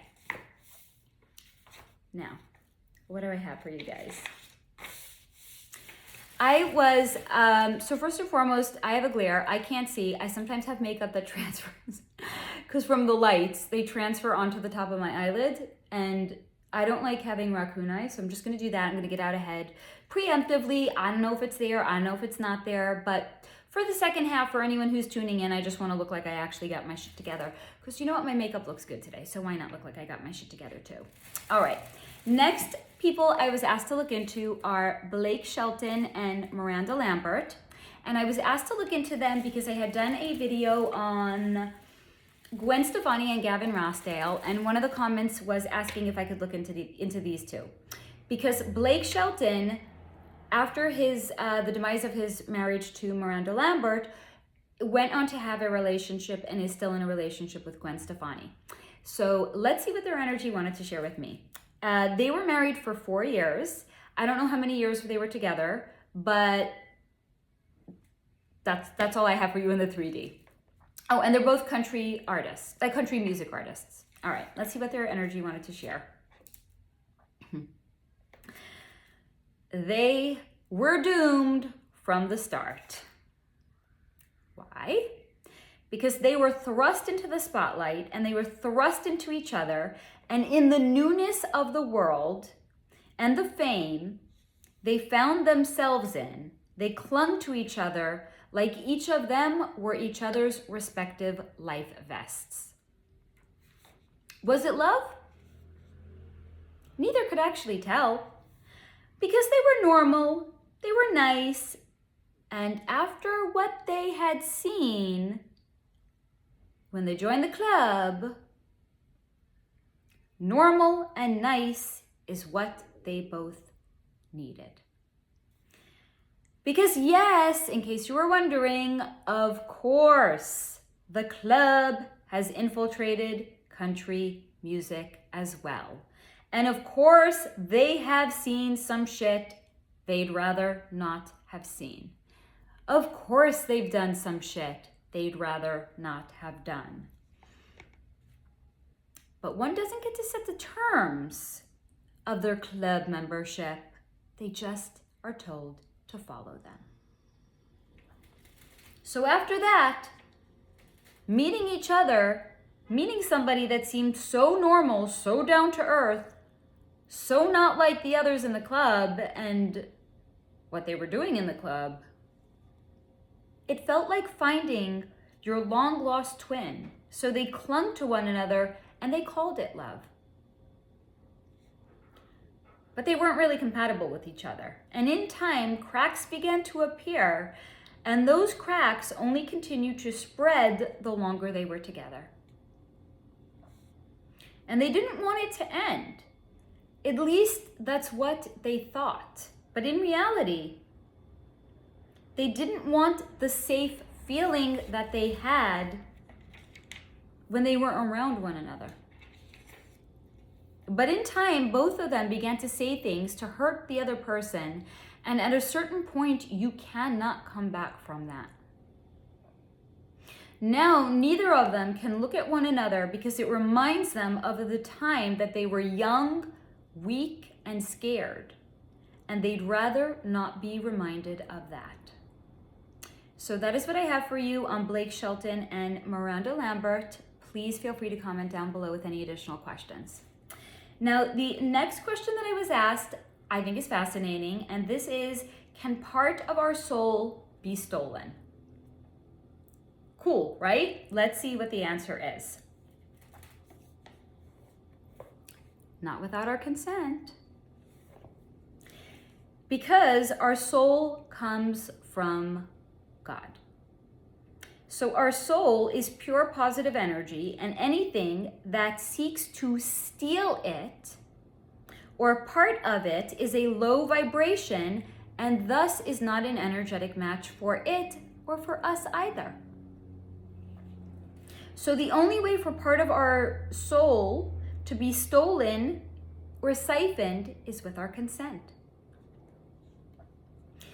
And if we ever consented to it, it was done when we too were in a temporarily lowered energetic state, so that we were then an energetic match for those who seek to steal part of our soul. So, once we work on fortifying ourselves and raising our own internal vibration, we can then call back parts of ourself. Because anything that is given to us by God is not ever truly anything that another can take away from us, as it is something that doesn't even belong to us. So if you feel like a part of your soul has been siphoned away or stolen, continue to work on raising your own internal vibration so that way you can call those parts of yourself back. So I hope that answers any questions that you have on that, and if not, please do feel free to comment down below. Now, the next question that I was asked is, and this is the point where my chair really starts to bother me, which is why I'm going to start to shift a lot more at this point also. So, can curses be transmitted through abuse or familial bloodlines? I hope that I wrote that down correctly.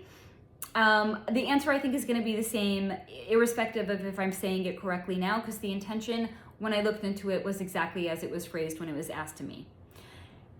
In addition to that, if a curse has been transmitted through abuse or familial bloodlines, how can that then be severed? All right, here's what I got for you. The abuse one has endured, just like if part of your soul has been stolen, happened when a person was in a temporarily lowered energetic state. Because by enduring abuse, part of a person's energy has been siphoned off of them, and thus they are living in a temporarily disempowered state, which may lead, in fact, to generational trauma. Because those enduring the abuse are disempowered and therefore don't have their full strength and full capacity to break the generational trauma. That then thus can feel like there has been a curse that has been bestowed upon them. It's not. Because the only true way for a curse to be in existence is if it has been spellcast through black magic.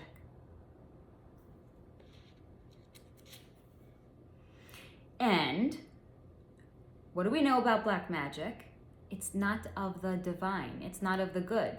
So therefore, for somebody to be an energetic match for an actual curse to be cast upon them and to stick to them can only occur if that person was living in a lowered energetic state, because then they were then an energetic match for it. So here's the thing. Whether there's a real actual curse or just the perception of one, the solution is still the same. Work on raising your own vibration, because then you will either no longer be a vibrational match for the curse, or you will no longer be a vibrational match for the abuse and the abuser that makes you feel like perhaps there's been a curse bestowed upon you. The end result is the same: freedom. So what's the answer here? On the last two segments alone, what are we always talking about? Why do I end my videos by saying stay in the high vibration? Because when we are in the high vibration, we are no longer a vibrational match for parts of our soul being siphoned off or stolen, or real or perceived curses being bestowed upon us. Just keep raising your own vibration. Stay in the high vibration. So I hope that answers any questions that you have on that. If not, please do comment down below. Now, this next one is also a super short one, but again, if the person's energy agreed to me connecting to them, I don't leave it out, even if it's short, even if it's not what we perhaps believe is what's, going to come in. And also, I like this person's energy, super high vibe energy, so of course I'm going to talk about them. The next person I was asked to look into is George Michael, who was, because he has crossed over, an English singer, songwriter, and a record producer, and he was one of the best-selling musicians of all time. Artists and musicians of all time. This is what his energy wanted to share with me. George Michael had a fun, and he's also most well known for a great song, Freedom. I think it's called like Freedom 1989. The video is so a reflection of his life and his energy, because it was just supermodels at that time, like Christy Turlington and like Cindy Crawford and all those snooty supermodels like at that time, I forget all of their names. They're all just kind of walking around being like scantily clad, just being like these fucking fabulous like Amazonian women and looking incredible with no makeup on, and they're literally just singing the song. This is so George Michael, and I'm going to tell you why. He had a fun, fabulous, and sexy life. He had many lovers. He loved a lot. He fucked a lot. He played a lot. That's all he wants to share, and that's all he wants to be known for. So short as that may be, I hope that answers any questions that you have on George Michael, and if not, please do feel free to comment down below.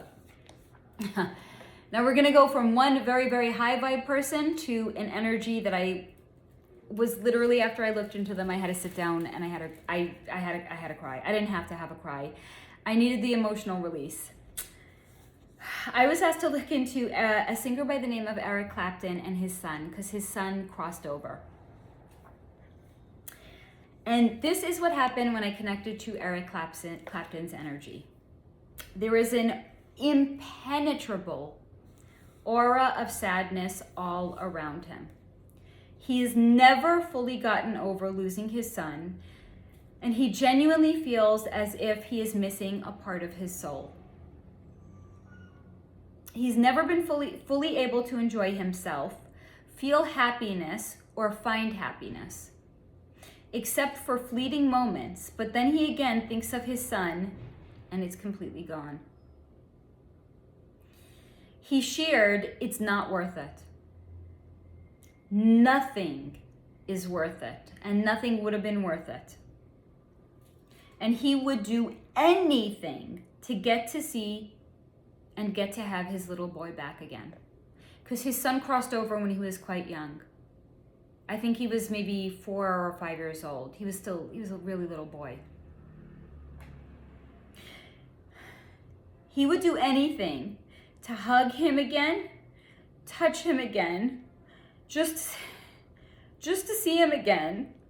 But he almost doesn't even know if that will happen. He's tried to be good, but he isn't sure that he has succeeded.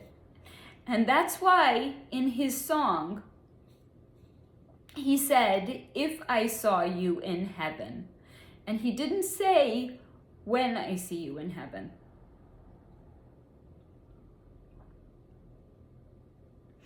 Now, what was shown to me is that his son has moved on and is not really close to the earth plane. And his little boy is enjoying his time on the other side with other little boys that haven't grown up or have not yet been reincarnated. Because what came out in a previous AMA, I'll link it down below, is a segment that I had done on, I think, a little boy named Brandon Walsh and his father, Adam Walsh. Adam Walsh had started America's Most Wanted after his little boy, Adam Walsh. This is why I can't do video on kids. His little boy was abducted in like a play area in a children's mall and was later discovered to be unalived.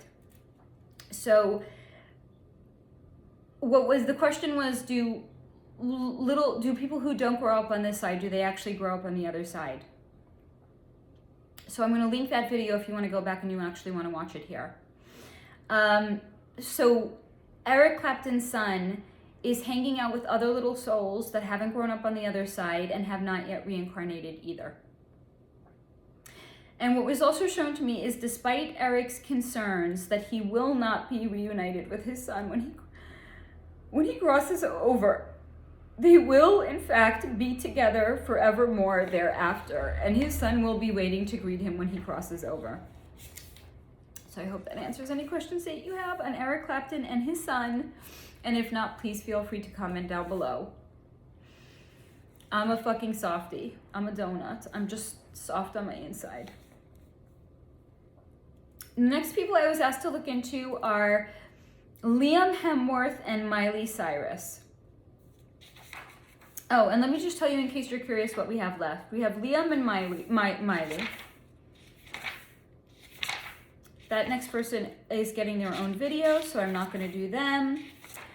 Oh, we're almost done. Then I have Melania and Baron Trump. Yes, and that is it. Okay.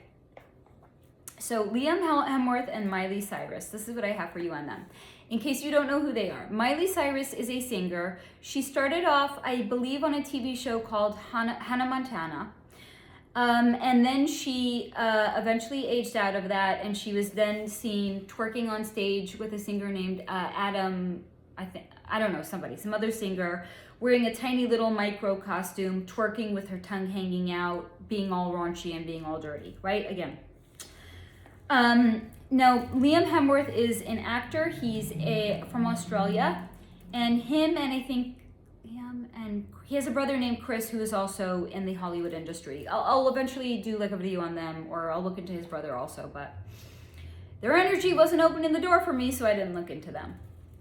Now, Liam Hemsworth and Miley Cyrus dated on and off for 10 years. They eventually decided to get back together. They were married for only 8 months, and then they split up for good in 2019. So let's see what their energy wanted to share with me. Liam Hemsworth and Miley Cyrus were a prototype couple. See Parts Passing on Roseanne Barr if you haven't yet seen it.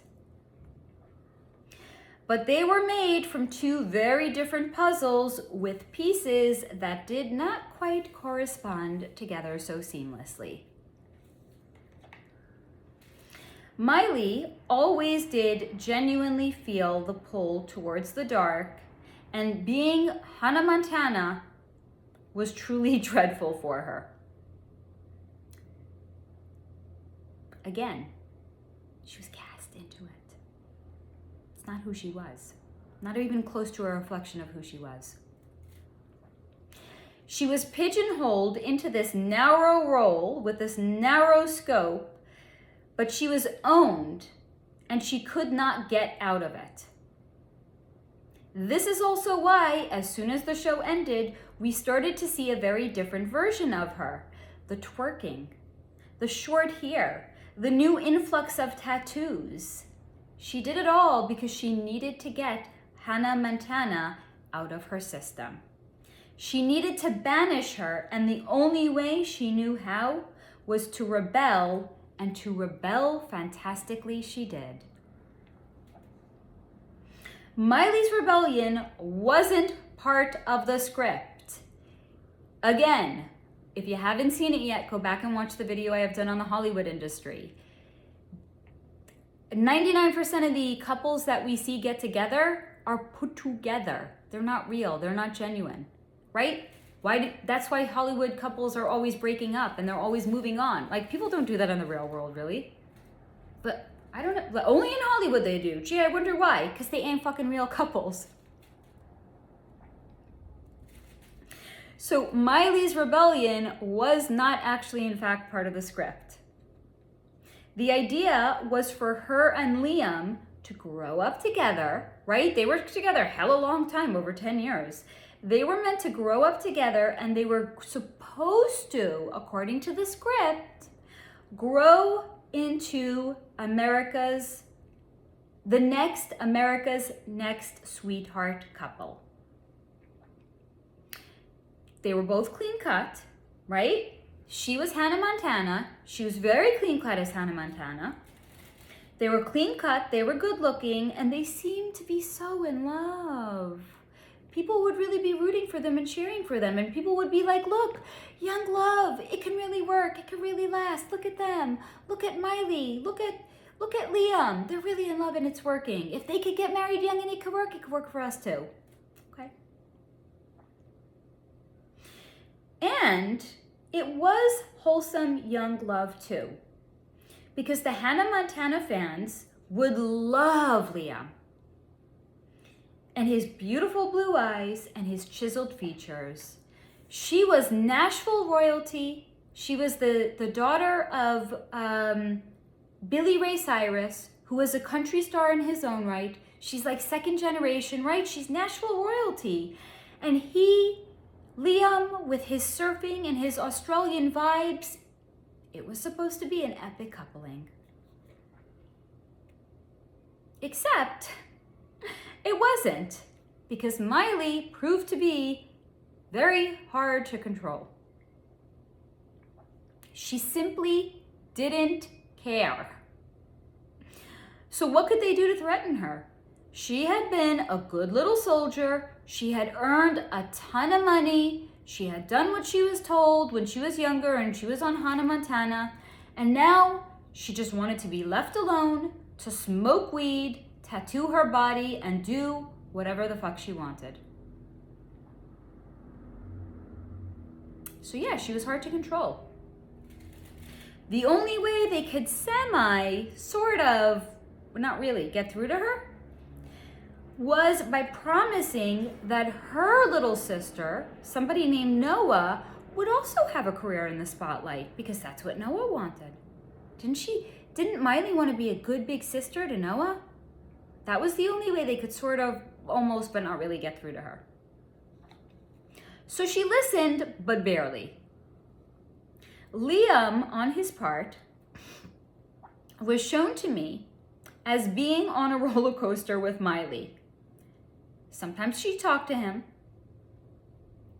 Sometimes she wouldn't talk to him and she would ignore him outright.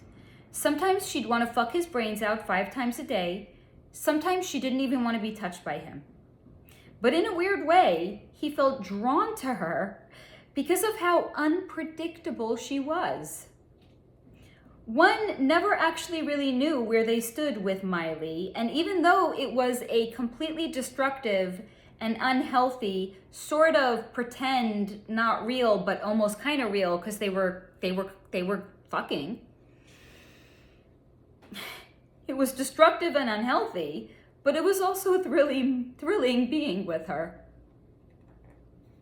And since they were already contracted to be together, he was really going to try to make it work. But Miley doesn't make anything easy. She was shown to me as sometimes going into a fit of rage, destroying furniture, calling up her agents and her managers and telling them she didn't care if she never worked a day in her life again. And people around Liam were very sympathetic to him. It was a bad situation to be in, and he was genuinely a nice guy.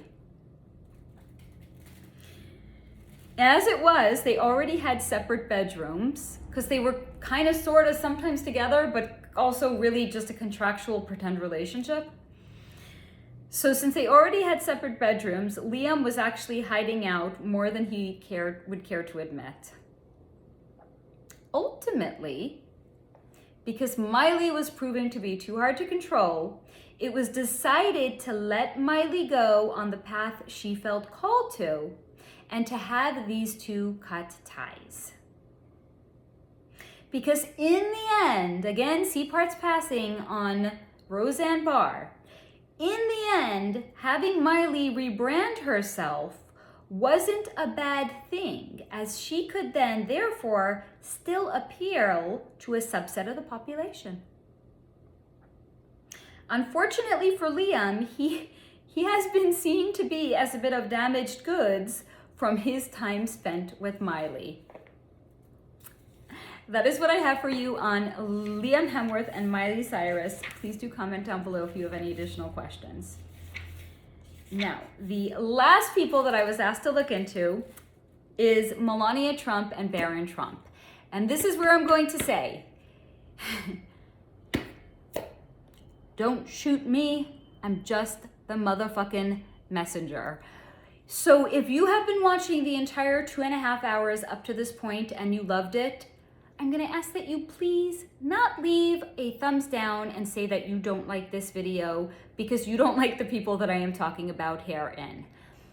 I know we're also way too high vibe that if we don't like them, we're gonna leave a negative comment. We can disagree. We don't need to throw shit at people who say something that we don't agree with, right? Also, I'm gonna remind you, guys, I'm the hand that holds the pen. The information comes through me. It is not of me. I very rarely even bring my own opinion into the subject matters that I am looking into. So good the fuck luck deciphering how I feel about almost anybody that I talk about, right? Maybe I let my opinion show through with some agendas that are playing out in the world, but people, they're like, it's not for me to like or dislike or judge favorably or judge unfavorably. We all got our purpose in being here. We all chose to be here at this time. Who the fuck am I, or who the fuck is anybody to judge somebody favorably or unfavorably? That's what I have to say about that. All right, let's get to the energy reading on Melania and Baron Trump. Now, what was shown to me is, in case you don't know who these people are, Melania Trump is the third wife of Donald Trump. He was previously married when he was much younger to Ivanka Trump. Then he was married to Marla Maples, and now he's married to Melania Trump. Donald had 3 kids with Ivanka, 1 daughter with Marla, and he had a son with Melania by the name of Baron. Okay. Now, Melania Trump, what was shown to me as soon as I had connected to her energy is as follows. She is incredibly grounded. And she also has tremendous empathy and capacity to be empathic. She's also very realistic, and she can see people for who they are and who they genuinely are. She absolutely can see behind the veil and in interpersonal relationships, and it was always something that Donald had appreciated about her. That if he sought her counsel, he knew she could really, really see the person's nature and the person's character. Now, it was also shown to me that she has her own internal guidance system, and she never had, and that Donald never had to steer her away from some people. Not that it was something that he would even want to, but he always knew that he could trust her judgment because she had her own internal guidance system, and she very much was gifted in seeing behind the veil on an interpersonal level. She is perfectly capable of diplomatically speaking for herself and handling herself. Now, what was also shown to me is that she has a very grounding, it looks like I wrote affection, but affect. Because affect on, without any distinction between the 2 words, would look like affection, but it's not. She has a very grounding effect on Donald, which he desperately needed in order to become a certain version of himself, because he was only able to become this version of himself with her influence. Because yes, certain people can bring out the best in us. She brings out the best in him. Whether you agree or not, this is what the energy says. And what was also shown to me is they very much see one another clearly, and she knew exactly who he was and what she was getting with him. Again, she can see people very well on an interpersonal level. She wasn't blinded by him because he was Donald Trump and he has all this money. No, she's like, okay, the guy's been married twice before me. I wonder why. Let me explore. Let me get to know this guy. They dated a hell of a long time before they got married. And what was also shown to me is that when Donald said this is the best relationship he's ever been in, it's because it's true. She really sees him and she really gets him, and she didn't go into this wanting him to change, but honoring and respecting where he was at and who he is, and giving him space and asking the same of him while seeing how they could come together. she's somebody that needs a lot of space as well.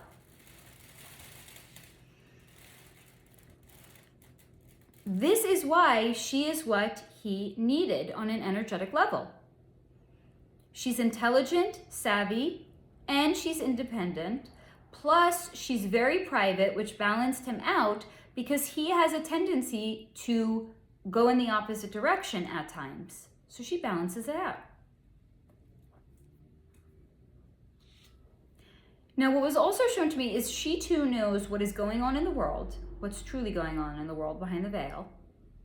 And because of her emotional empathy, she was, of course, on board with her doing whatever she needed to do and also giving Donald the space to do whatever he needed to do so that she could support him in a positive way, which could then create positive changes in the world. She also shared with me she absolutely abhorred the energy in Washington and specifically even the White House, which is why she and Barron did not move to Washington right after the inauguration. And she had said, no, I want Barron to just finish out. It's going to be so many changes for Barron. I want him to finish out the school year, and then we're going to move over the summer, right? Why did she really do that? Because she needed Donald to be there, and she needed him to start to create positive changes and positive energy first before she was willing to move there with Barron. Because as she put it with me, quote, Washington is a den of vipers, end quote.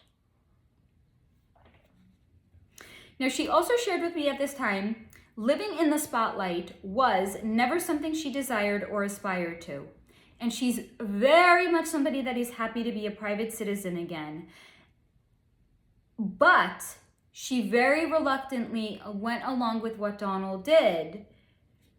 And she was in support of what Donald did and wanting to become president because, again, because of her emotional empathy, and she wanted to see positive changes playing out in the world.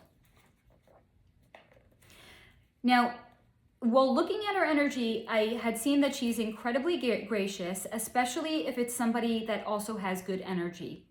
But even if it is somebody that does not have good energy and it's not somebody that she wants to be in their energy,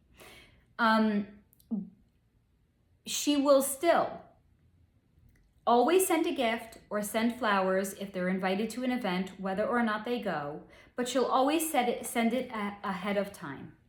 Now, she also did share with me that, yes, she is incredibly sensitive to other people's good or bad energy, and that's what also allowed her to be a very discerning person when it came to people's real and true intent. So I'm going to say that she is clairsentient. She has the gift of clear feeling.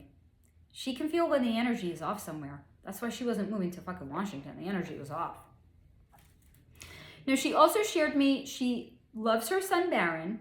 Not only does she love her son Barron, she also loves Donald's kids, all of his other kids, as well. And due to her emotional empathy, she mourns the current state of the world and what has been done to it because of what has been done to all of the littles. If you know, you know. I'm not going to go any further than that. And she shared with me that while she didn't necessarily have a prominent role as First Lady, as some others in the White House did, it's only because she actually absolutely abhorred attention, and she therefore then chose to continue to be a mother and to be a steady support for Donald so he could do the things that he felt called to do. Now, that's what I have for you on Melania Trump. Next, I'm going to look into the energy of Barron Trump, which is the son that Melania and Donald Trump had together. And this is what was shown to me about his energy. Barron Trump is shy, but he is whip smart. He actually sees the world. This is what was shown to me. He sees the world as Neo did in the end of the movie The Matrix, where he sees the matrix and not the illusion. So he sees the world as it is and not the matrix. And it sometimes makes it hard for him to be in the world, and he can occasionally has to withdraw from it. It can be rather overwhelming for him. Because, like, imagine when we're starting to wake up and we're seeing the truth of the way that the world is, I'm not going to speak for everybody here, I'll speak for myself. I went through a serious period of depression. When we see the world as it actually is and not the illusion, it can be really, really hard to feel like we want to even be in the world and we even want to participate in it, right? Take any number of things that we have come to realize is fake and false and not true. The government, elections, what happens to littles, the Hollywood industry, the music industry, the fact that we actually do live in a matrix and our energy is siphoned off of us. Like, do I really want to contribute to that? So it can be very overwhelming once we wake up. But we wake up slowly in shifts, so we can almost like get our bearings. If the illusion came down all at once, go back and watch the video I had done on schizophrenia. That's what happens when all of the veils are completely eviscerated at one time. So for him, growing up, really being able to see the world as it genuinely and truly is can be very overwhelming for him. So he needs periods in which he can occasionally withdraw from it altogether. Now, it was shown to me that he's very introverted and he has a very rich inner world and is very content to be by himself most of the time, if not all of the time.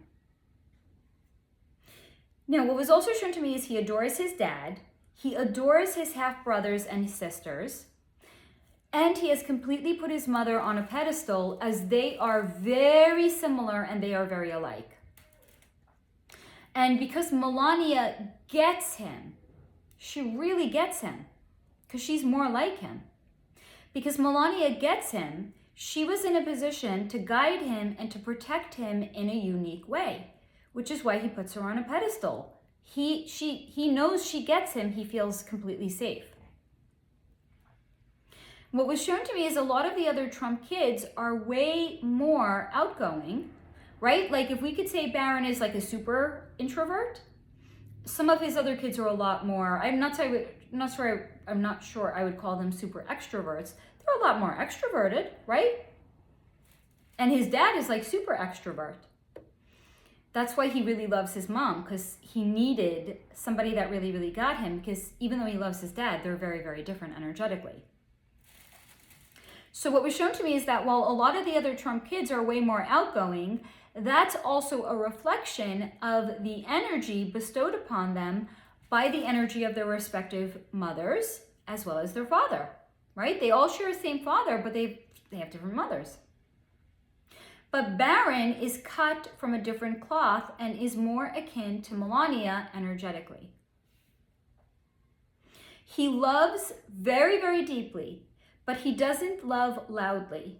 And he's incredibly smart, but not overt or over the top in broadcasting just how intelligent he truly is.